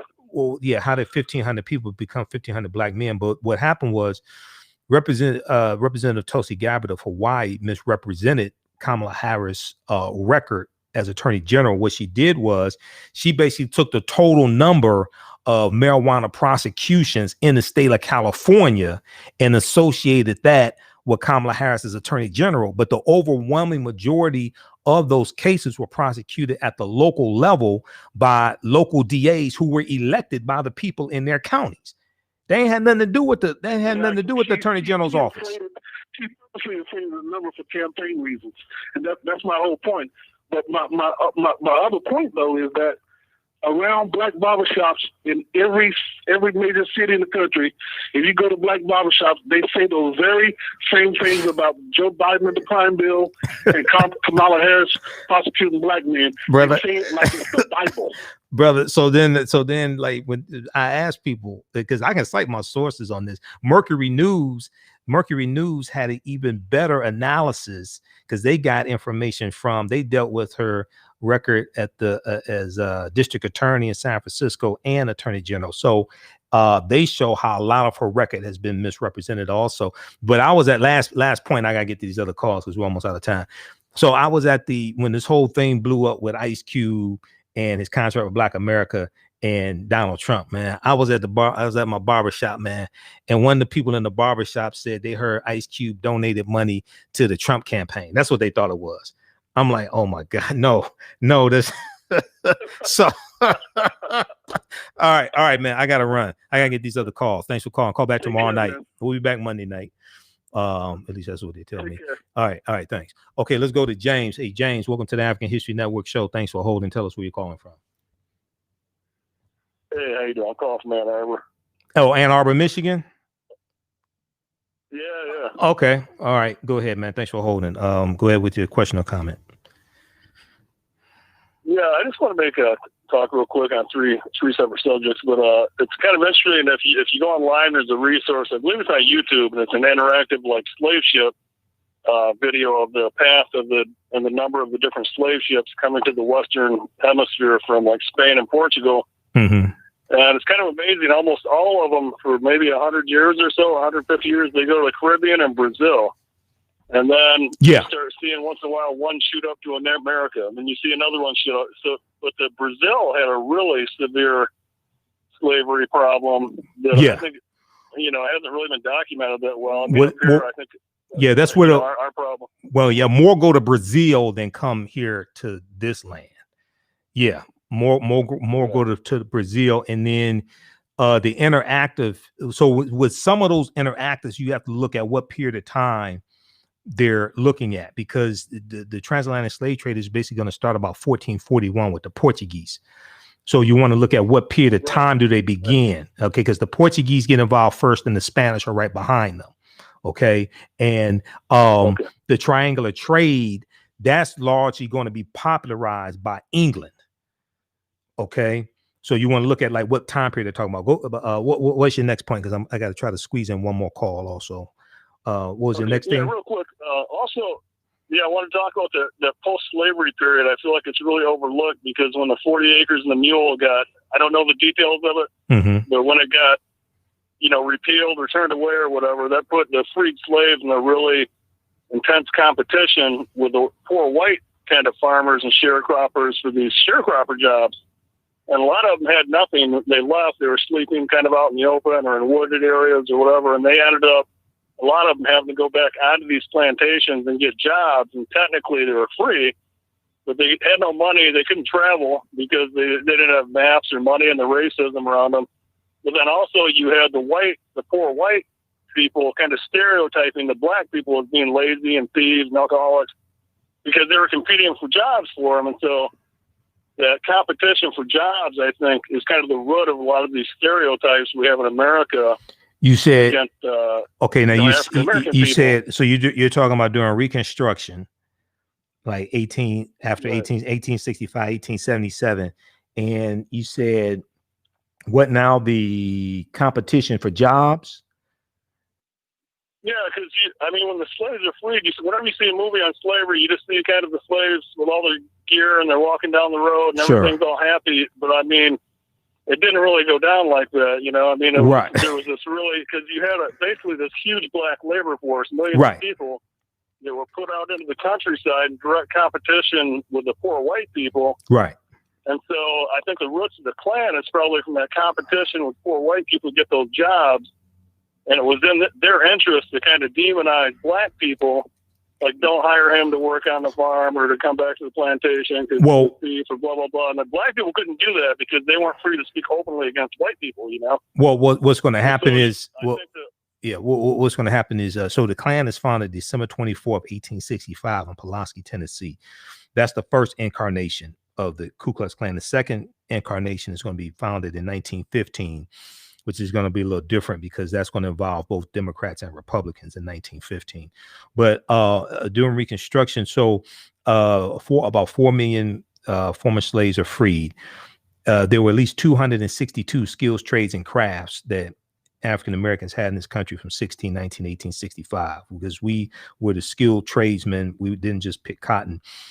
After slavery ends, this is when you're going to have a lot of your major labor unions that are founded, like the National Labor Union, founded in 1866. And the unions are going to lock African Americans out of these jobs that we have been doing for free to protect these jobs for white men. Okay. And then you look at the American Federation of Labor that's going to be created around 1875. You study Samuel Gompers. He was a president, I think, of the AFL. And so you're going to have this whole labor movement that is working to lock African Americans out of these jobs that we have been doing for free. You're going to have southern states that are going to, like South Carolina, that are going to have demand, that are going to have labor contracts and state things like, if you want to have a profession that's outside of agriculture, you have to pay a tax, because they're trying to lock African Americans back into agriculture, largely through sharecropping. Okay, because they lost their labor force. They lost their labor force for agriculture, and they're trying to figure out who's going to do it. All right. Okay, man. Right. That's another thing I heard, that they were the plantation owners were actually getting the reparation instead of the freed slaves, because it was decided by the white people in Congress that they had lost this labor force, so they needed compensation. They kind of switched the 40 acres and a mule to the plantation owners, and just kind of left the the land is going to be given back. The land, the majority of that land, overwhelming majority of that land, that's allocated the 400. It was 400,000 acres of land in coastal land, 400,000 acres of coastal land in South Carolina, Georgia, and Florida. That was part of Special Field Order number 15, which we call 40 acres and a mule. The overwhelming majority of that land is going to be given back to the plantation owners by President Andrew Johnson, who succeeded Lincoln. Okay. Okay, man. Call back tomorrow night. Call back Monday night. We'll be back Monday night. Okay. We're out of time. Hey, Jalen, did you ever get that clip fixed dealing with Egypt on the Potomac? Anthony Browder? No. Okay. All right. So what we're gonna do, we're gonna continue for a little while longer after on our social media platforms. I'll play that clip. This deals with Egypt on the Potomac and how the layout of Washington, D.C. is based upon ancient African principles. You can follow us on our Facebook fan page, The African History Network, The African History Network, and my YouTube channel, Michael M. Hotep, IMHOTEP, as well. And look at this other article. So we talked about opportunity zones very briefly. Factcheck.org. I mentioned this on Rawlings show. Factcheck.org. Trump's unsupported claim about opportunity zone investments. Read that one. That's from June 24th, 2020. This whole opportunity zone thing is a charade. Okay. Well, I mean, what would you expect from a fraud like Trump? This is what this whole thing is. The other one is from NBCnews.com, and this is from September 12th, originally September 12th, 2020, updated September 26th, updated September 26th, 2020. The name of this one, Trump is touting opportunity zones as a huge success with no proof. Trump is touting opportunity zones as a huge success with no proof. How much time we have left in the show? I need to give an update on what's taking place with coronavirus here in Michigan. 3 minutes. 3 minutes. Okay. So Governor Gretchen Whitmer did this. The caller, sorry, can't get to y'all tonight. Call back tomorrow night. We'll get y'all in tomorrow night. We're on 11 p.m. to 12 midnight Eastern Standard Time. Governor Gretchen Whitmer, you may have seen the press conference today. I told you it was coming. Hashtag wear a mask. Hashtag no parties. Hashtag no house parties. Governor Gretchen Whitmer of the state of Michigan announced Sunday, November 15, 2020, measures to try and slow the growing spread of COVID-19 in the state. In a press conference held Sunday evening, Whitmer and state health officials announced a 3-week pause. A 3-week pause. Didn't Climax say the men all pause? Well, now here the men and the women gonna pause. Aimed at mitigating the spread of coronavirus. Let's look at this from WXYZ.com. We'll talk about this some more on our Monday night show. Whitmer announces 3-week pause to include ending in-person dining. I told you for the past couple of weeks, they need to stop. Most states across the country, they need to stop having people sitting in restaurants eating because you're spreading coronavirus. Get that stuff to go. Take it out. Don't sit up in there. No mask on. Just talking and laughing. Are you serious? Governor Gretchen Whitmer announced Sunday evening measures to try and slow the growing spread of COVID-19 in the state. In a press conference held Sunday evening, Whitmer and state health officials, okay, let's skip over that.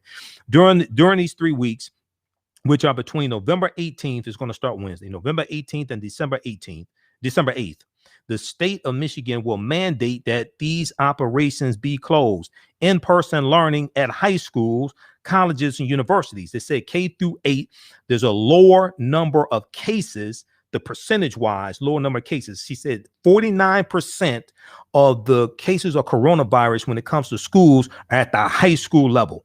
In-person learning at high schools, colleges, and universities. They're going to do this stuff online. For a lot of this stuff, they should have already been doing online because it's spreading among college campuses. College students don't pay attention. They don't follow no rules. What are you talking about? Theaters, shut down theaters, stadiums, and arenas. All who are able to work from home will be required to do just that. Dine-in restaurants and bars, they're going to shut down dining in. Get that stuff to go. Carry out. Don't.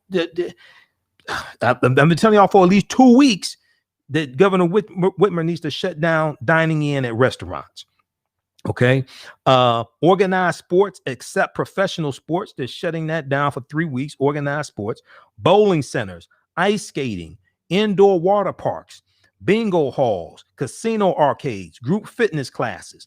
3-week pause on this. There will be several areas that will remain open according to the state. Those include hair salons, barbershops, and other personal services, gyms and pools for individual exercise. The main focus on this is to have a pause on things that involve groups of people. This allows us to spread.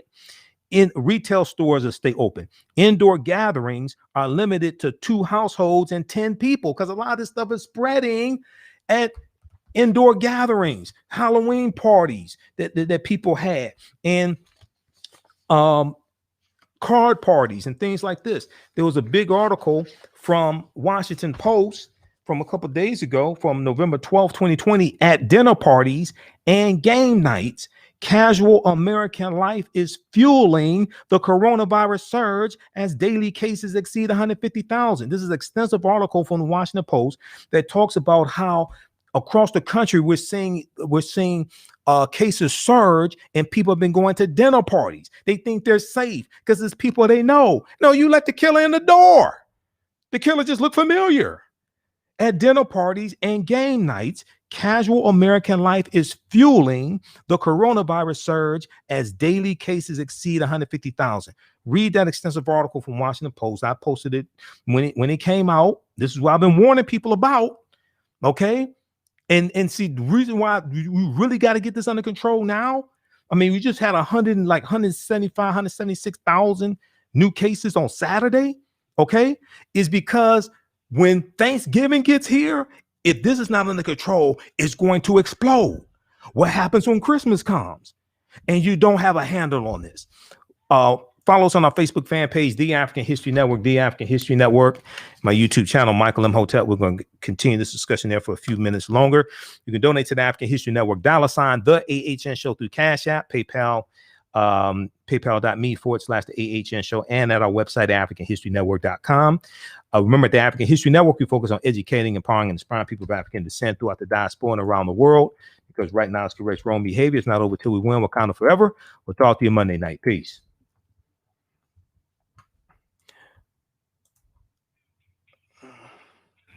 All right, stand by, everybody. Let me disconnect this call from the radio station.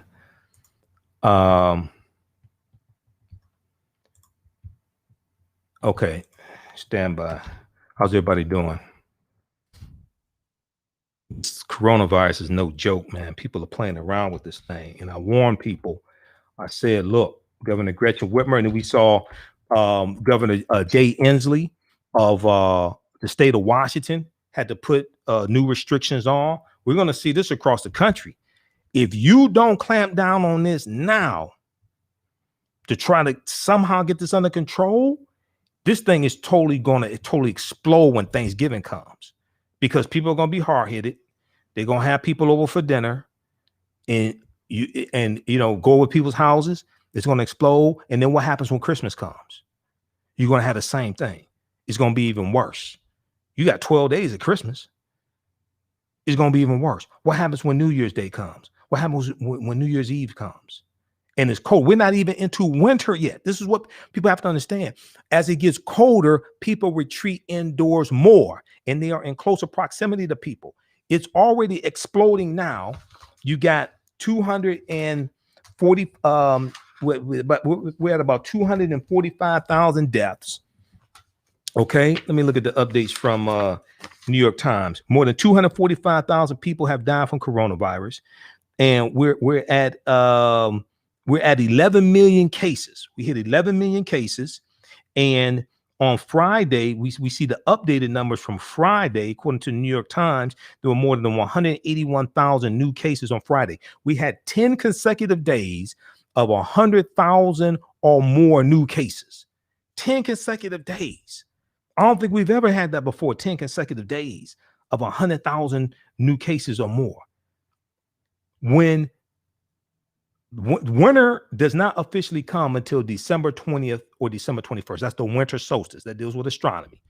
So winter solstice, sol, the prefix meaning sun, and solstice coming from sister, and solstice meaning sun stands still, because the sun enters into its lowest point December 20th or December 21st, and from December 22nd, 23rd, 24th, it appears the sun does not move, and it said the sun was dead. And then on December 25th, the sun moves 1 degree northward, and December 25th marks the rebirth of the sun, or the birthday of the sun of God, not the S-O-N, but the S-U-N. That's a whole nother 3-hour presentation I've done called Ancient Kemet, the Winter Solstice, and the History of Christmas. But that deals with astronomy. Okay. And then December 25th, starting on December 25th, and each subsequent day, there's more and more sunlight. Okay. So December 25th in ancient times was looked at as the birth date of the Son of God, not the S-O-N, but the S-U-N. This is with astronomy. I'll do that presentation later as we get closer to the winter solstice. If this is off the chain right now, and we got 170,000 new cases a day, 180,000 new cases a day, what the hell you think is going to happen when winter actually gets here and there's snow on the ground? What do you think is going to happen then? Elections have consequences. See, because of Donald Trump's incompetence during the summer months, they didn't get this under control. And then during the fall, it's exploding. As we go into winter, it's going to be exponentially worse. All right. So check out the updates from New York Times and Washington Post on coronavirus. Okay, they have live updates on coronavirus, and I think that they're basically making them free.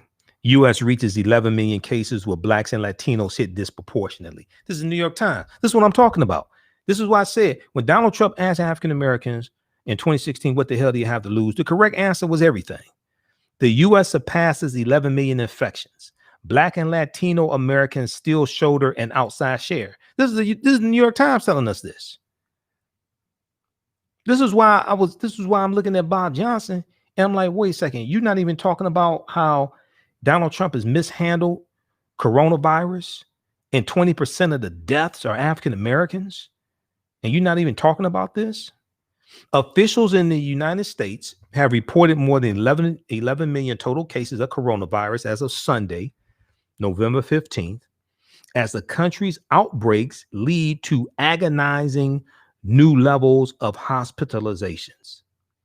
Cases passed 10 million just a week ago. We went from 10. Look, it took. See, this is how devastating this is. And see, I studied this stuff. I've been studying coronavirus. This is what I'm trying to explain to people.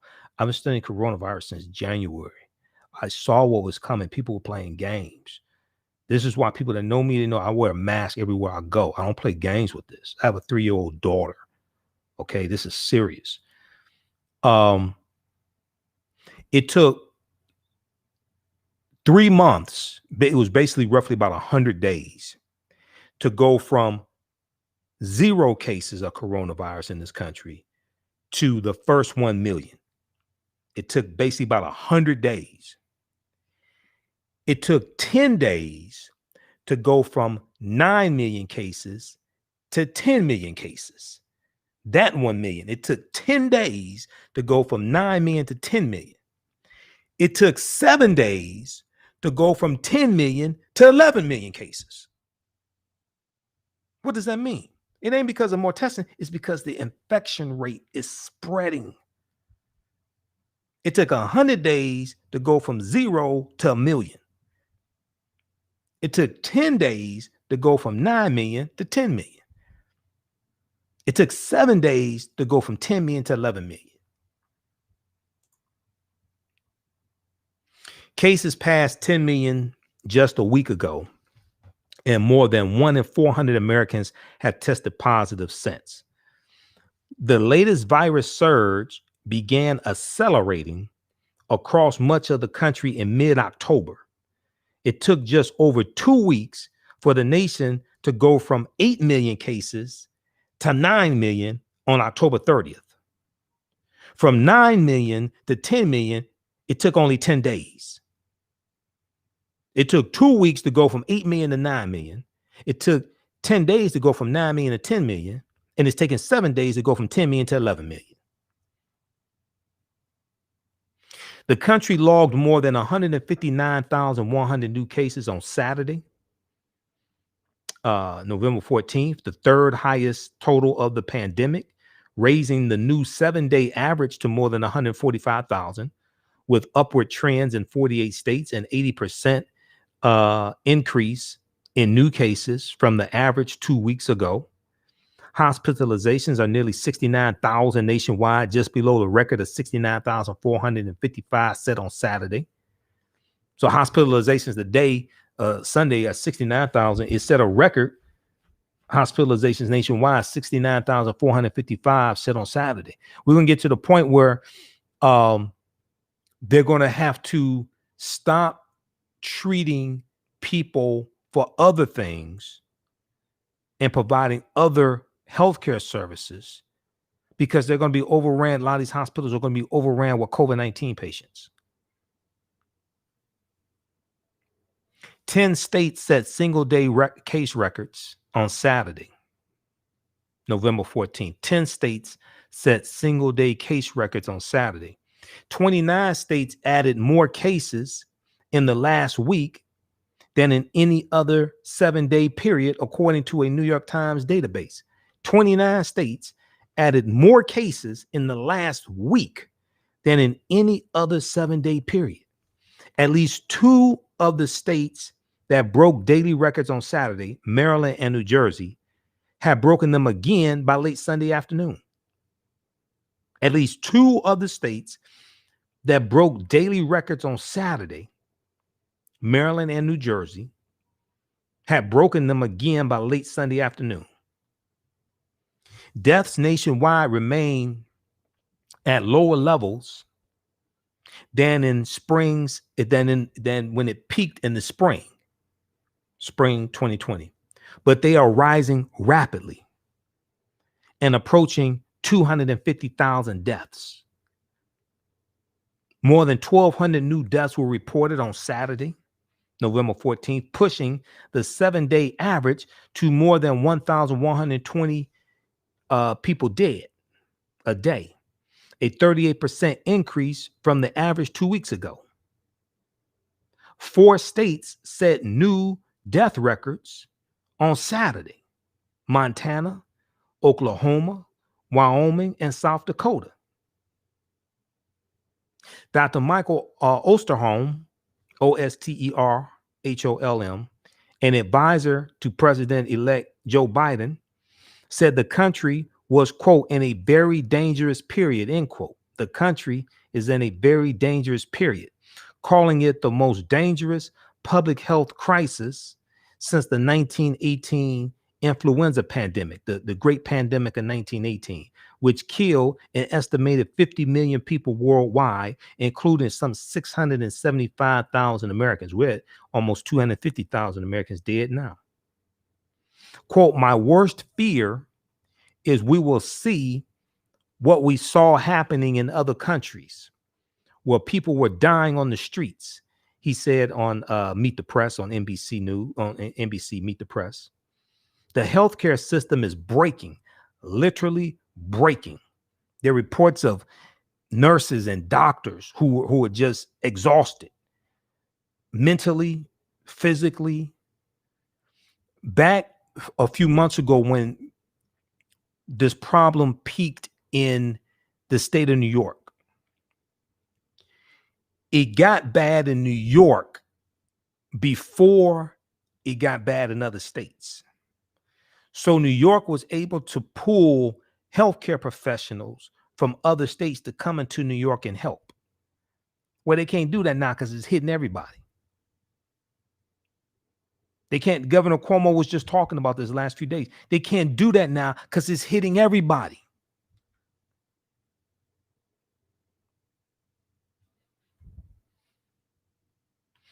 The pandemic continues to take a disproportionate toll on Americans of color who have been hospitalized at rates roughly 4 times higher than non-Hispanic whites since the start of the pandemic. Hispanic or Latino people have been hospitalized at the highest rate, 4.2 times the rate of white people. What the hell do you have to lose? With non-Hispanic American, Indian, or Alaska Native people hospitalized at 4.1 times the rate of whites, and African Americans at 3.9 times the rate of white people, according to figures from the Centers for Disease Control and Prevention. Let's turn on the screen share for a minute here.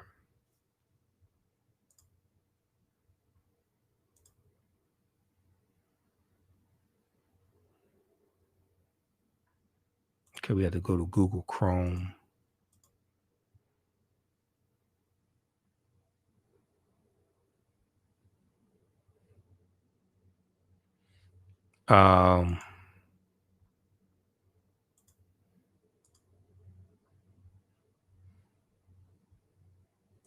We'll post a link here to this article from the New York Times and the updates from the New York Times.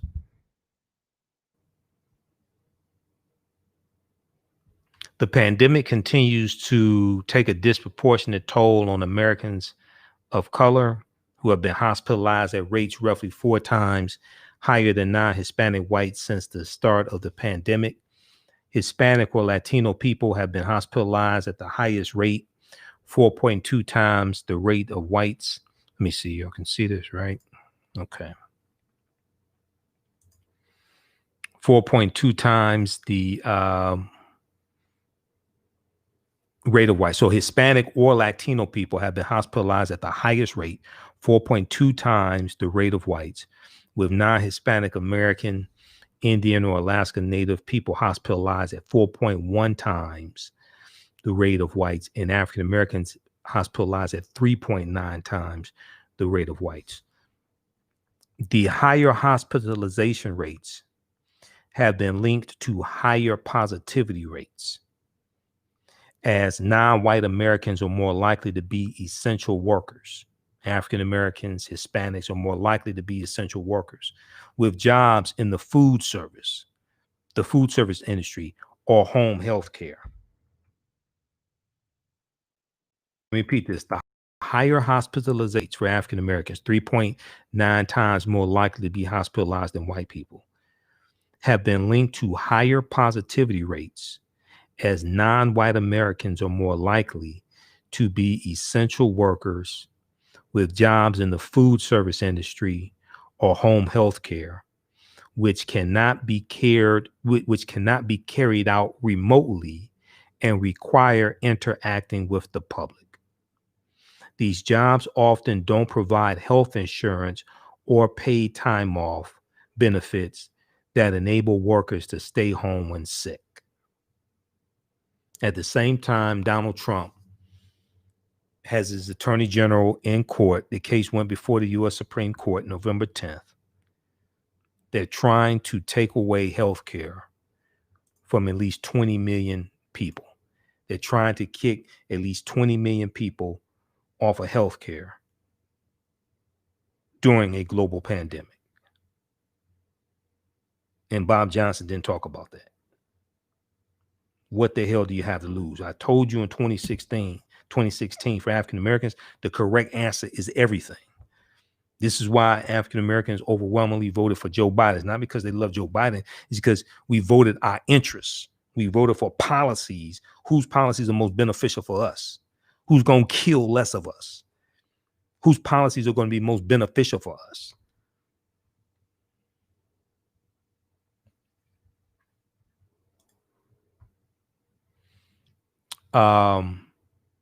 We voted our interests. This is what this boils down to. African Americans, we voted our interests.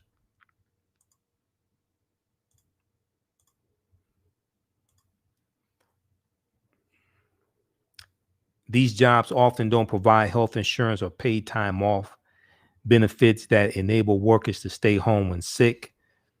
Many people in these communities are also more likely to live in multi-generational households. Did I turn the screen share back on? Okay, I turned it back on. Many people in these communities are also more likely to live in multi-generational households and densely populated communities where infections spread quickly and easily. In a speech on Sunday, November 15, criticizing dumbass Donald Trump's vaccine distribution plans, Governor Andrew Cuomo of New York said that the pandemic had revealed, quote, the systemic discrimination in this nation,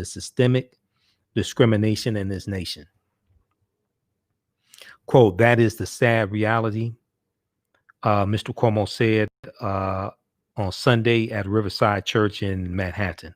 And we must have the courage to face it and to admit it, because you will never solve a problem that you are unwilling to admit.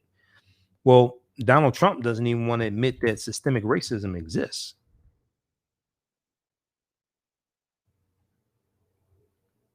So, what the hell do you have to lose?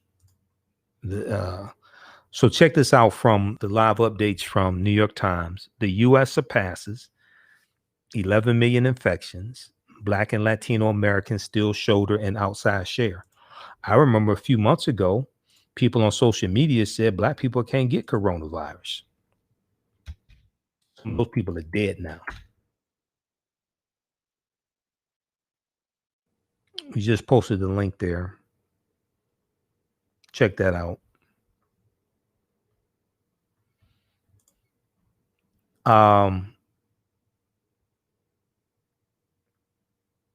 Let's go to this last segment here.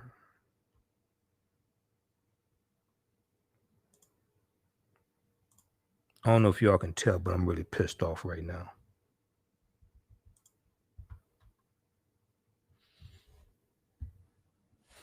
Okay. So November 9th was Benjamin Banneker's birthday.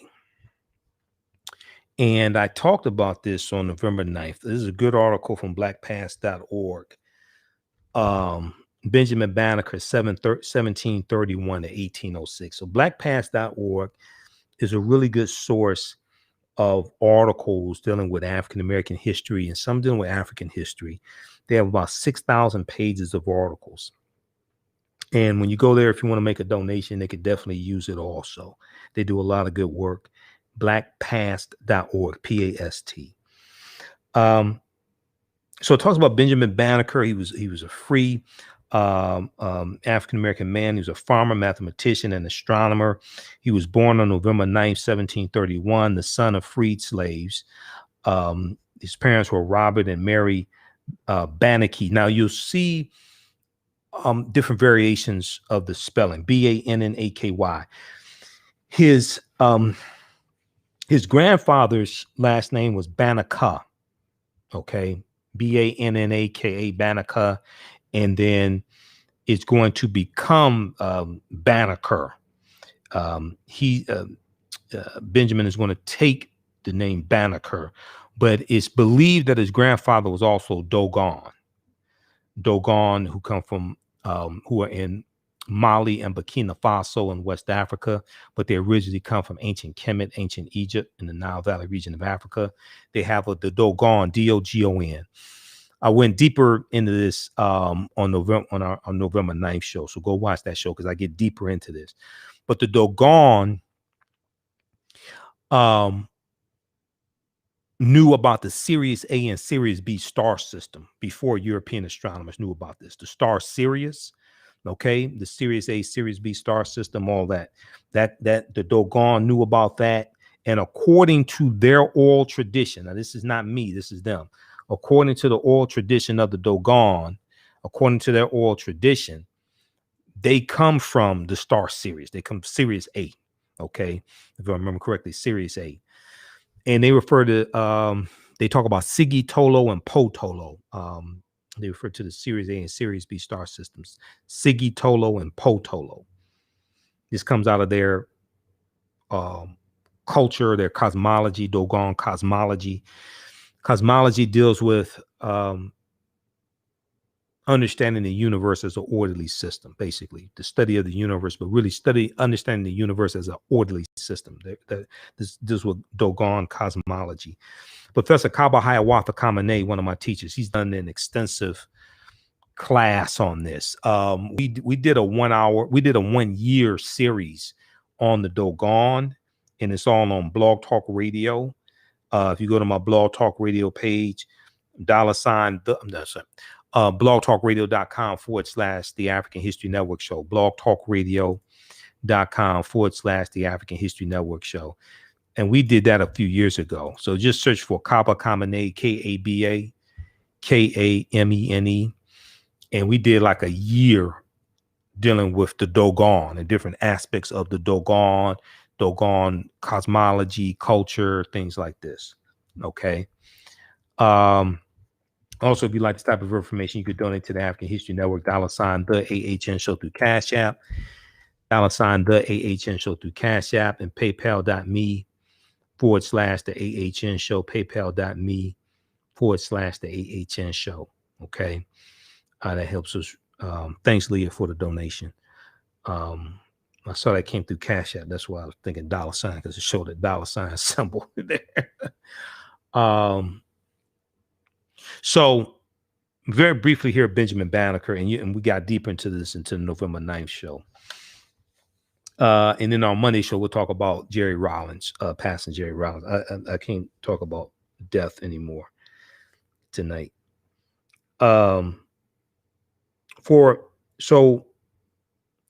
His parents were Robert and Mary Banneker, B-A-N-N-A-K-Y.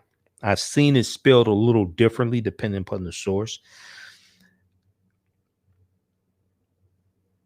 So his father owned a small farm also. Now, for some years, Benjamin seems to have served as an indentured laborer on the Prince George's County plantation of Mary Welsh, W-E-L-S-H, who had dealings with the Banneker family, and in 1773 executed her dead husband's instructions to release several of her labor force, including, quote, Negro Ben, born free, age 43, end quote.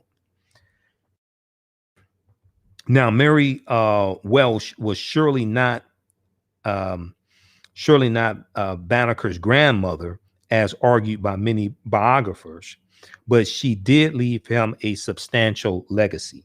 He then lived alone as a tobacco farmer near the Patapsco River, Patapsco River.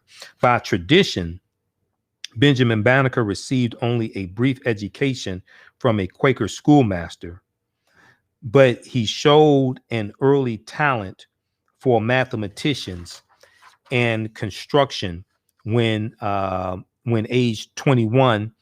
At age 21, he built a model of a striking clock, largely out of wood. He built a model of a striking clock, largely out of wood, that became renowned in his neighborhood.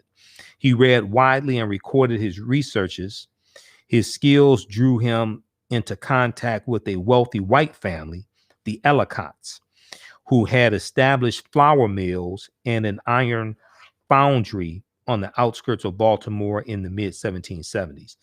In 1788, George Ellicott, a keen amateur astronomer, lent Benjamin Banneker books and instruments that enabled him to construct tables predicting the positions of the stars and future solar and lunar eclipses. 3 years later, Andrew Ellicott hired Banneker to assist him in surveying the boundaries of the 10-mile square site of the future federal capital of Washington, D.C. In that year also, Benjamin Banneker won backing of several Philadelphia, Pennsylvania supporters of the anti-slavery cause to print his work in the popular form of an almanac. Its 1792 publication introduced by letters pointing out how Benjamin Banneker's accomplishments disproved the myth of Negro inferiority, and was a considerable success and produced 27 future editions of Banneker's Almanac over the next 5 years. Benjamin Banneker sent a manuscript copy of his work to Secretary of State Thomas Jefferson, along with a plea against the continuance of Black slavery, or the enslavement of African people, and received a courteous if evasive reply. But Thomas Jefferson praised Benjamin Banneker as, quote, a very respectable mathematician, end quote, in forwarding the manuscript to the notice of the French Academy of Sciences. Okay, now Banneker is going to die October 9th, 1806. He had declining health, and before he passed away, he continued to live on his farm. In Egypt on the Potomac, Tony Browder talks about Banneker on page 22, and he talks about Banneker working with Andrew Ellicott. In later years, Banneker was befriended by Andrew Ellicott's nephew, George Ellicott, who taught him astronomy and geometry.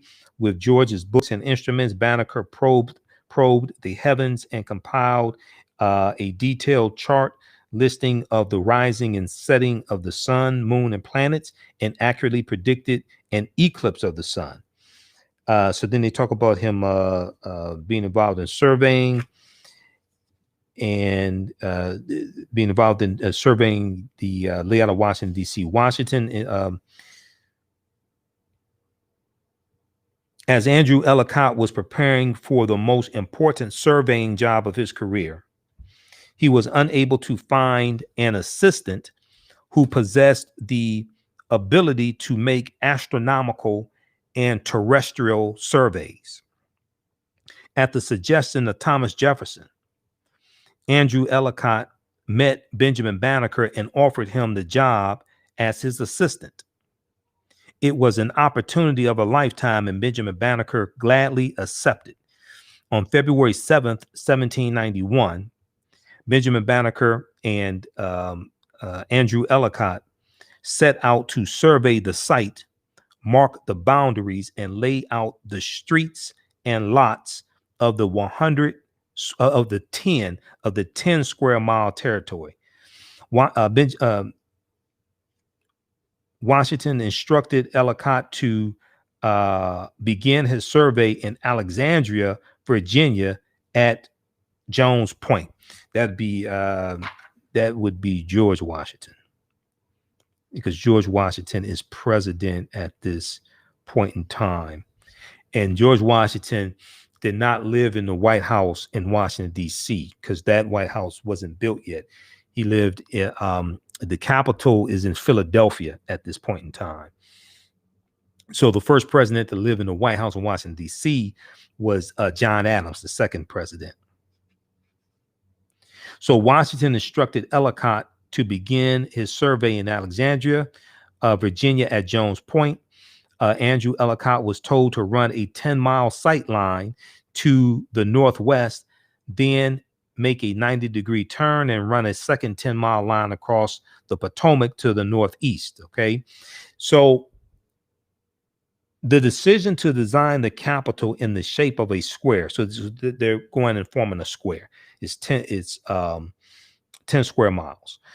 The decision to design the Capitol in the shape of a square was not an arbitrary one. Squares are important symbols in Freemasonry.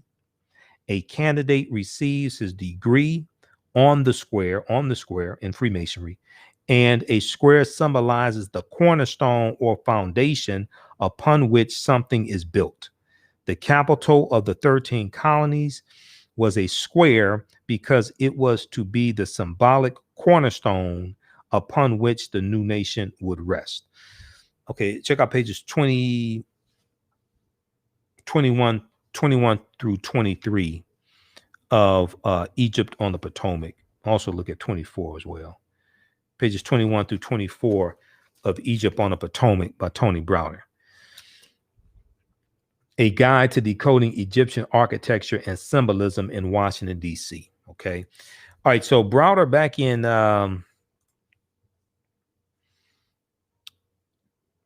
February 13th, 2015. That was Friday the 13th then also. Browder was interviewed on News One Now with Roland Martin. Mo Ivory was sitting in, attorney Mo Ivory was sitting in for Roland. And they had a very interesting discussion with Tony Browder dealing with Egypt on the Potomac. Let's go to this clip. The dollar bill, the Washington Monument, and the Library of Congress are all dripping with ancient African symbols. Did you know this? That's according to historian Anthony Browder, who has spent 30 years reaffirming the connection between the history and influence of Africa to modern times. He is author of several books, including Egypt on the Potomac, and I want to welcome him here. How are you? I'm great. Awesome. And I just want to also say our panelists are still with us. I'm glad they hung around. Kim Keenan, Rock Newman, and Drew Elons. So let's talk about Egypt on the Potomac. I think that that is an amazing concept, and you call yourself a, tell me your title. Memory recovery specialist. A memory recovery specialist. How did you come up with that? Well, when you consider our history and the fact that our history has been erased, our past has been erased, and the erasure has been forgotten. We don't know, and we don't know that we don't know. Mm-hmm. So my role as a memory recovery specialist is to dig into our history, to uncover those things that we weren't supposed to know, and then reveal them to people with the greatest need to know this information. That's amazing. Okay, so begin to tell me, because I don't know this information and I Sure. do want to know about it. So there are all of these monuments here in the Capitol that have all of the influence of Africa, of Egypt. Tell me about, and let's begin, like, for example, with the Lincoln Memorial. Well, Lincoln Memorial is a temple that was built in honor of Abraham Lincoln. The statue inside of the Lincoln Memorial was crafted by a sculptor by the name of Daniel Chester French, who had traveled to Egypt before and seen the monument of Ramesses II at Abu Simbel, which has 4 images of the king sitting in his chair. He wanted to replicate that in America. Voila, the Lincoln Memorial. Okay, so at the Lincoln Memorial, is that information there for people to read, to know? Well, that kind of seems like a stupid question, right? Yeah, it's right there in a big plaque. I refer to it as a secret hidden in plain sight. Washington, D.C. is the city of secrets. There's secrets in the White House, the Capitol, the FBI, the CIA, NSA. But the greatest secrets in the Capitol, the greatest nation on earth, have literally been hidden in plain sight. what better way to hide a secret than to put it in the open where everybody can see it? And all you need to do is to separate people from their ability to remember what those symbols were. That's my job, to remind people. That's amazing. Tell us about the Capitol building. Oh, the Capitol building. Well, the Capitol building sits on Capitol Hill, but right behind the Capitol building is the Library of Congress, the greatest repository of history and knowledge in the world. So the Library of Congress is the American equivalent of the Library of Alexandria, where the repository of the ancient wisdom was made accessible to the governors of that land so that they can control the people and the resources of the land. Okay, the Washington Monument. The Washington Monument. The Washington Monument is what the Greeks refer to as an obelisk, but it is actually an ancient Egyptian symbol known as a tekken. That symbol is the oldest symbol of resurrection known to man. It came to symbolize the founding father of ancient Kemet, the original name for the country the Greeks renamed Egypt. So that king, Asar, was murdered and then later resurrected.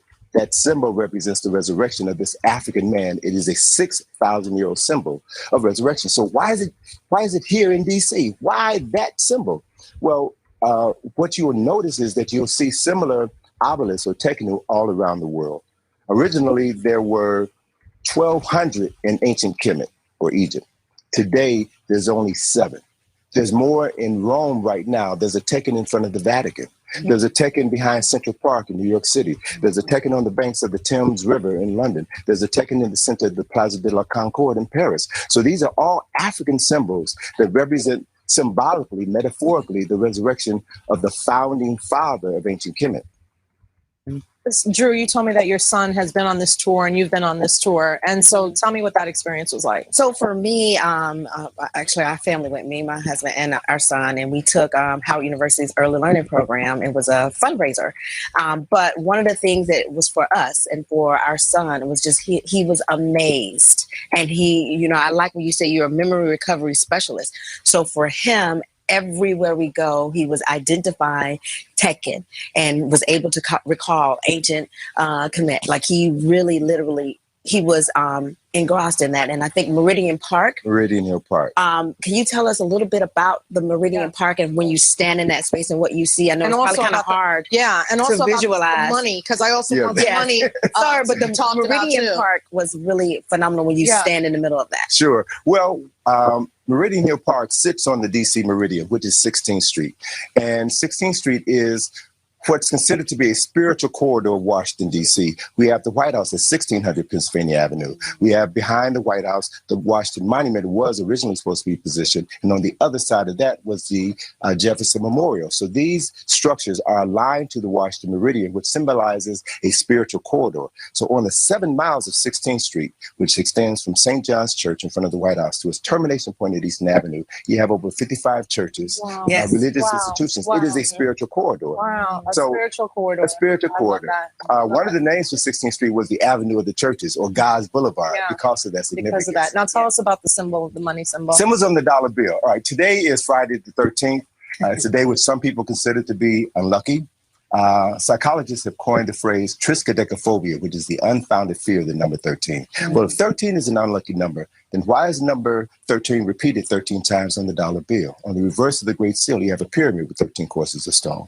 On the front of the Great Seal, you have an eagle holding an olive branch with 13 leaves and 13 olives. In the other claw, he holds 13 arrows. On his chest is a shield with 13 stripes. In his mouth is a banner with the words E pluribus unum, comprised of 13 letters. And above his head is a cluster of 13 stars. So 13 is not an unlucky number. It relates back to the founding father of ancient Kemet, Asar, whose body was cut into 14 pieces, but his wife only found 13. So 13 symbolizes the remembering of the body of Asar, which is why you have 13 courses of stone on the pyramid, which symbolizes the body of the United States, 13 colonies coming together. And the 14th part is encased in a square with an eye on top of the pyramid. Okay, blow my mind with all of this. With all of this information, and Can I give an unsolicited shout out real quick for Kathy Hughes and Alfred Liggett and Roland Martin for having this particular show, because you don't get this knowledge is not dropped elsewhere. Please tell everybody where they can find you, how they can take the tour, and all the information they need to get in touch. They can go to our website, which is www.ikg-info.com. TheAHNShow.com. Simple and easy. We're there. Okay, and is there a phone number or just go to the website? They can go to the website and get all the contact info. That's just amazing. And especially during Black History Month. I mean, This is, if you ever want to like go ahead and learn this information, this would be the perfect time. But anytime during the year is great. It's Egypt on the Potomac, and Anthony Browder is the author. All right, so check that out at newsone.com. They actually have an article, and that clip is in the article.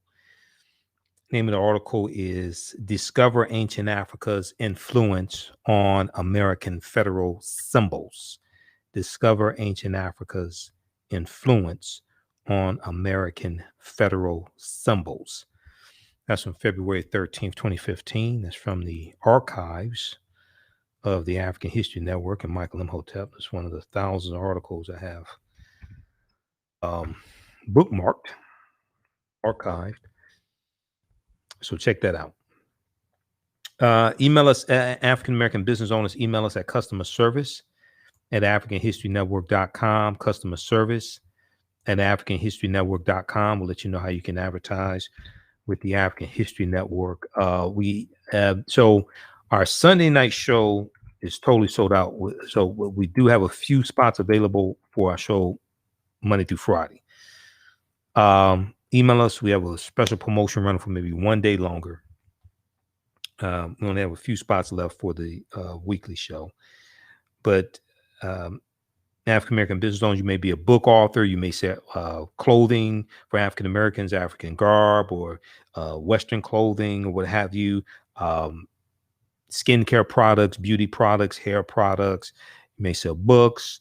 You may have a catering business, fitness business, etc. Email us at customer service at AfricanHistoryNetwork.com. We can get you up and running in about a day.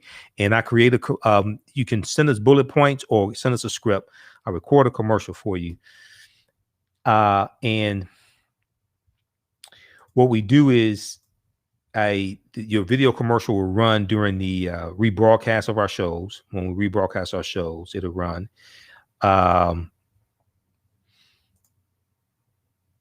And we create a video commercial, but also in the audio podcast of our shows, your commercial will run during the audio podcast of our shows also. Okay. So, and there's no additional charge. I can create a commercial for you. If you have your own commercial, so the commercials are 30 to 60 seconds. Okay. So if you send me a script, please time it. I've had people send me scripts that are 2 and 3 minutes long, and we have to cut that down. We can't do that unless you want to pay for 2 slots. I can't run a commercial that's 2 minutes. No. When I was selling radio ads, if a client sent us something like that, we'll send it back to them. We can't do that. No. So it's like a lot of times people don't understand. But anyway. And then your commercial will also air in the audio podcast of our shows. We're on 9 different audio podcast platforms. We're on Castbox, Acast, FM Player, TuneIn. And what I do, a lot of times you can send me pictures and I'll record the commercial and we'll put the pictures in your video commercial. Okay. So a lot of the commercials that air, I'm the one, you can recognize my voice, but I'm the one that created the video commercial also. Let me see. Let's show you something here. Here are a few of our advertisers. And let me flip this over.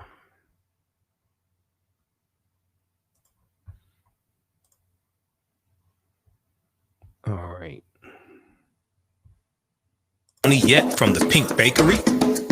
If not, what are you waiting for? They are vegan, gluten-free, and free of the big 8 allergens. While eating their no frowny brownies, the fabulous Miss Tabitha Brown said they were very good. Very good. And you know, if she says that, they are. The Pink Bakery is the first Black-owned, Big 8 allergen-free baking mix company. Go to thepinkbakery.com. That's thepinkbakery.com to order their no frowny brownie mix today. Are you ready for a new Black economy?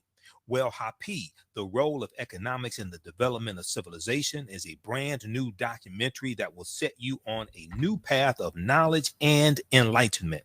The Happy film gives viewers a snapshot of our economic history from the dawn of civilization right up until today. The underlying theme of the film is the interrelationship between the three essential components of economics, politics, and culture. Happy brings together the brightest and most prolific minds in the fields of psychology, history, business, and politics, such as Dr. Leonard Jeffries, Professor James Small, Dr. Julian Malveaux, Dr. Zahi Hawass, and Jabari Osazi, and more. Together, they deliver a message of cooperative economics, financial independence, and a pride that we can all be inspired by. The film is on sale now. It's streaming on all digital formats, or for DVD, please visit Happy, H-A-P-I, happyfilm.com. Use offer code Happy, AHN, for a 10% discount. Gain knowledge in minutes with Blacklist Ed. Blacklist Ed is an app that provides insightful summaries of books pertaining to the Black experience. As Black people, we know the importance of reading books to discover our incredible contributions to world history, to uplift our self-esteem, and to empower ourselves for our relentless fight for social justice. Unfortunately, with our busy lives, it feels like there is never enough time to read a book.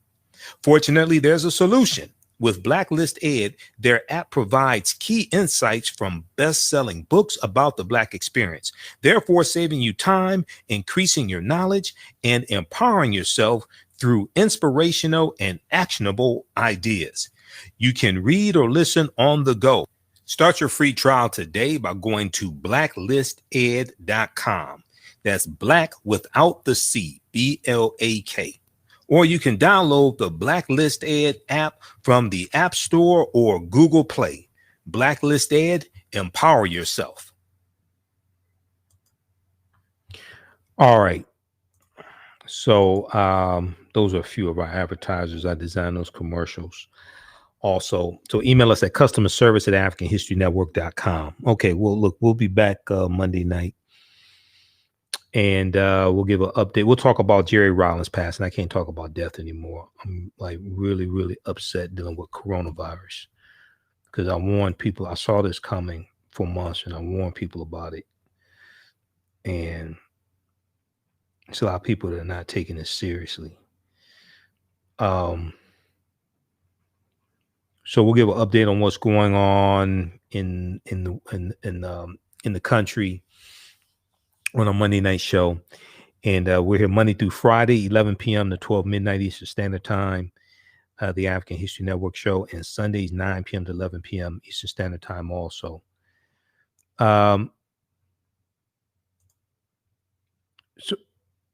Okay. Follow us on our Facebook fan page, The African History Network, The African History Network. Turn on notifications when we go live. Turn on notifications so you know when we'll go live. And follow us on our YouTube channel, Michael M. Hotep, IMHOTEP. And turn on notifications there as well. You can donate to the African History Network, $ the AHN show through Cash App and PayPal, paypal.me/the AHN show as well. And all of my DVD lectures are available at our website, AfricanHistoryNetwork.com. And then I was checking my email, and this article came through from BlackAmericaWeb.com. Coronavirus update with no leadership. Pandemic spreads like wildfire in U.S. This is what I've been talking about. The coronavirus pandemic has replaced the presidential election in the news headlines as infections in the U.S. spiral out of control.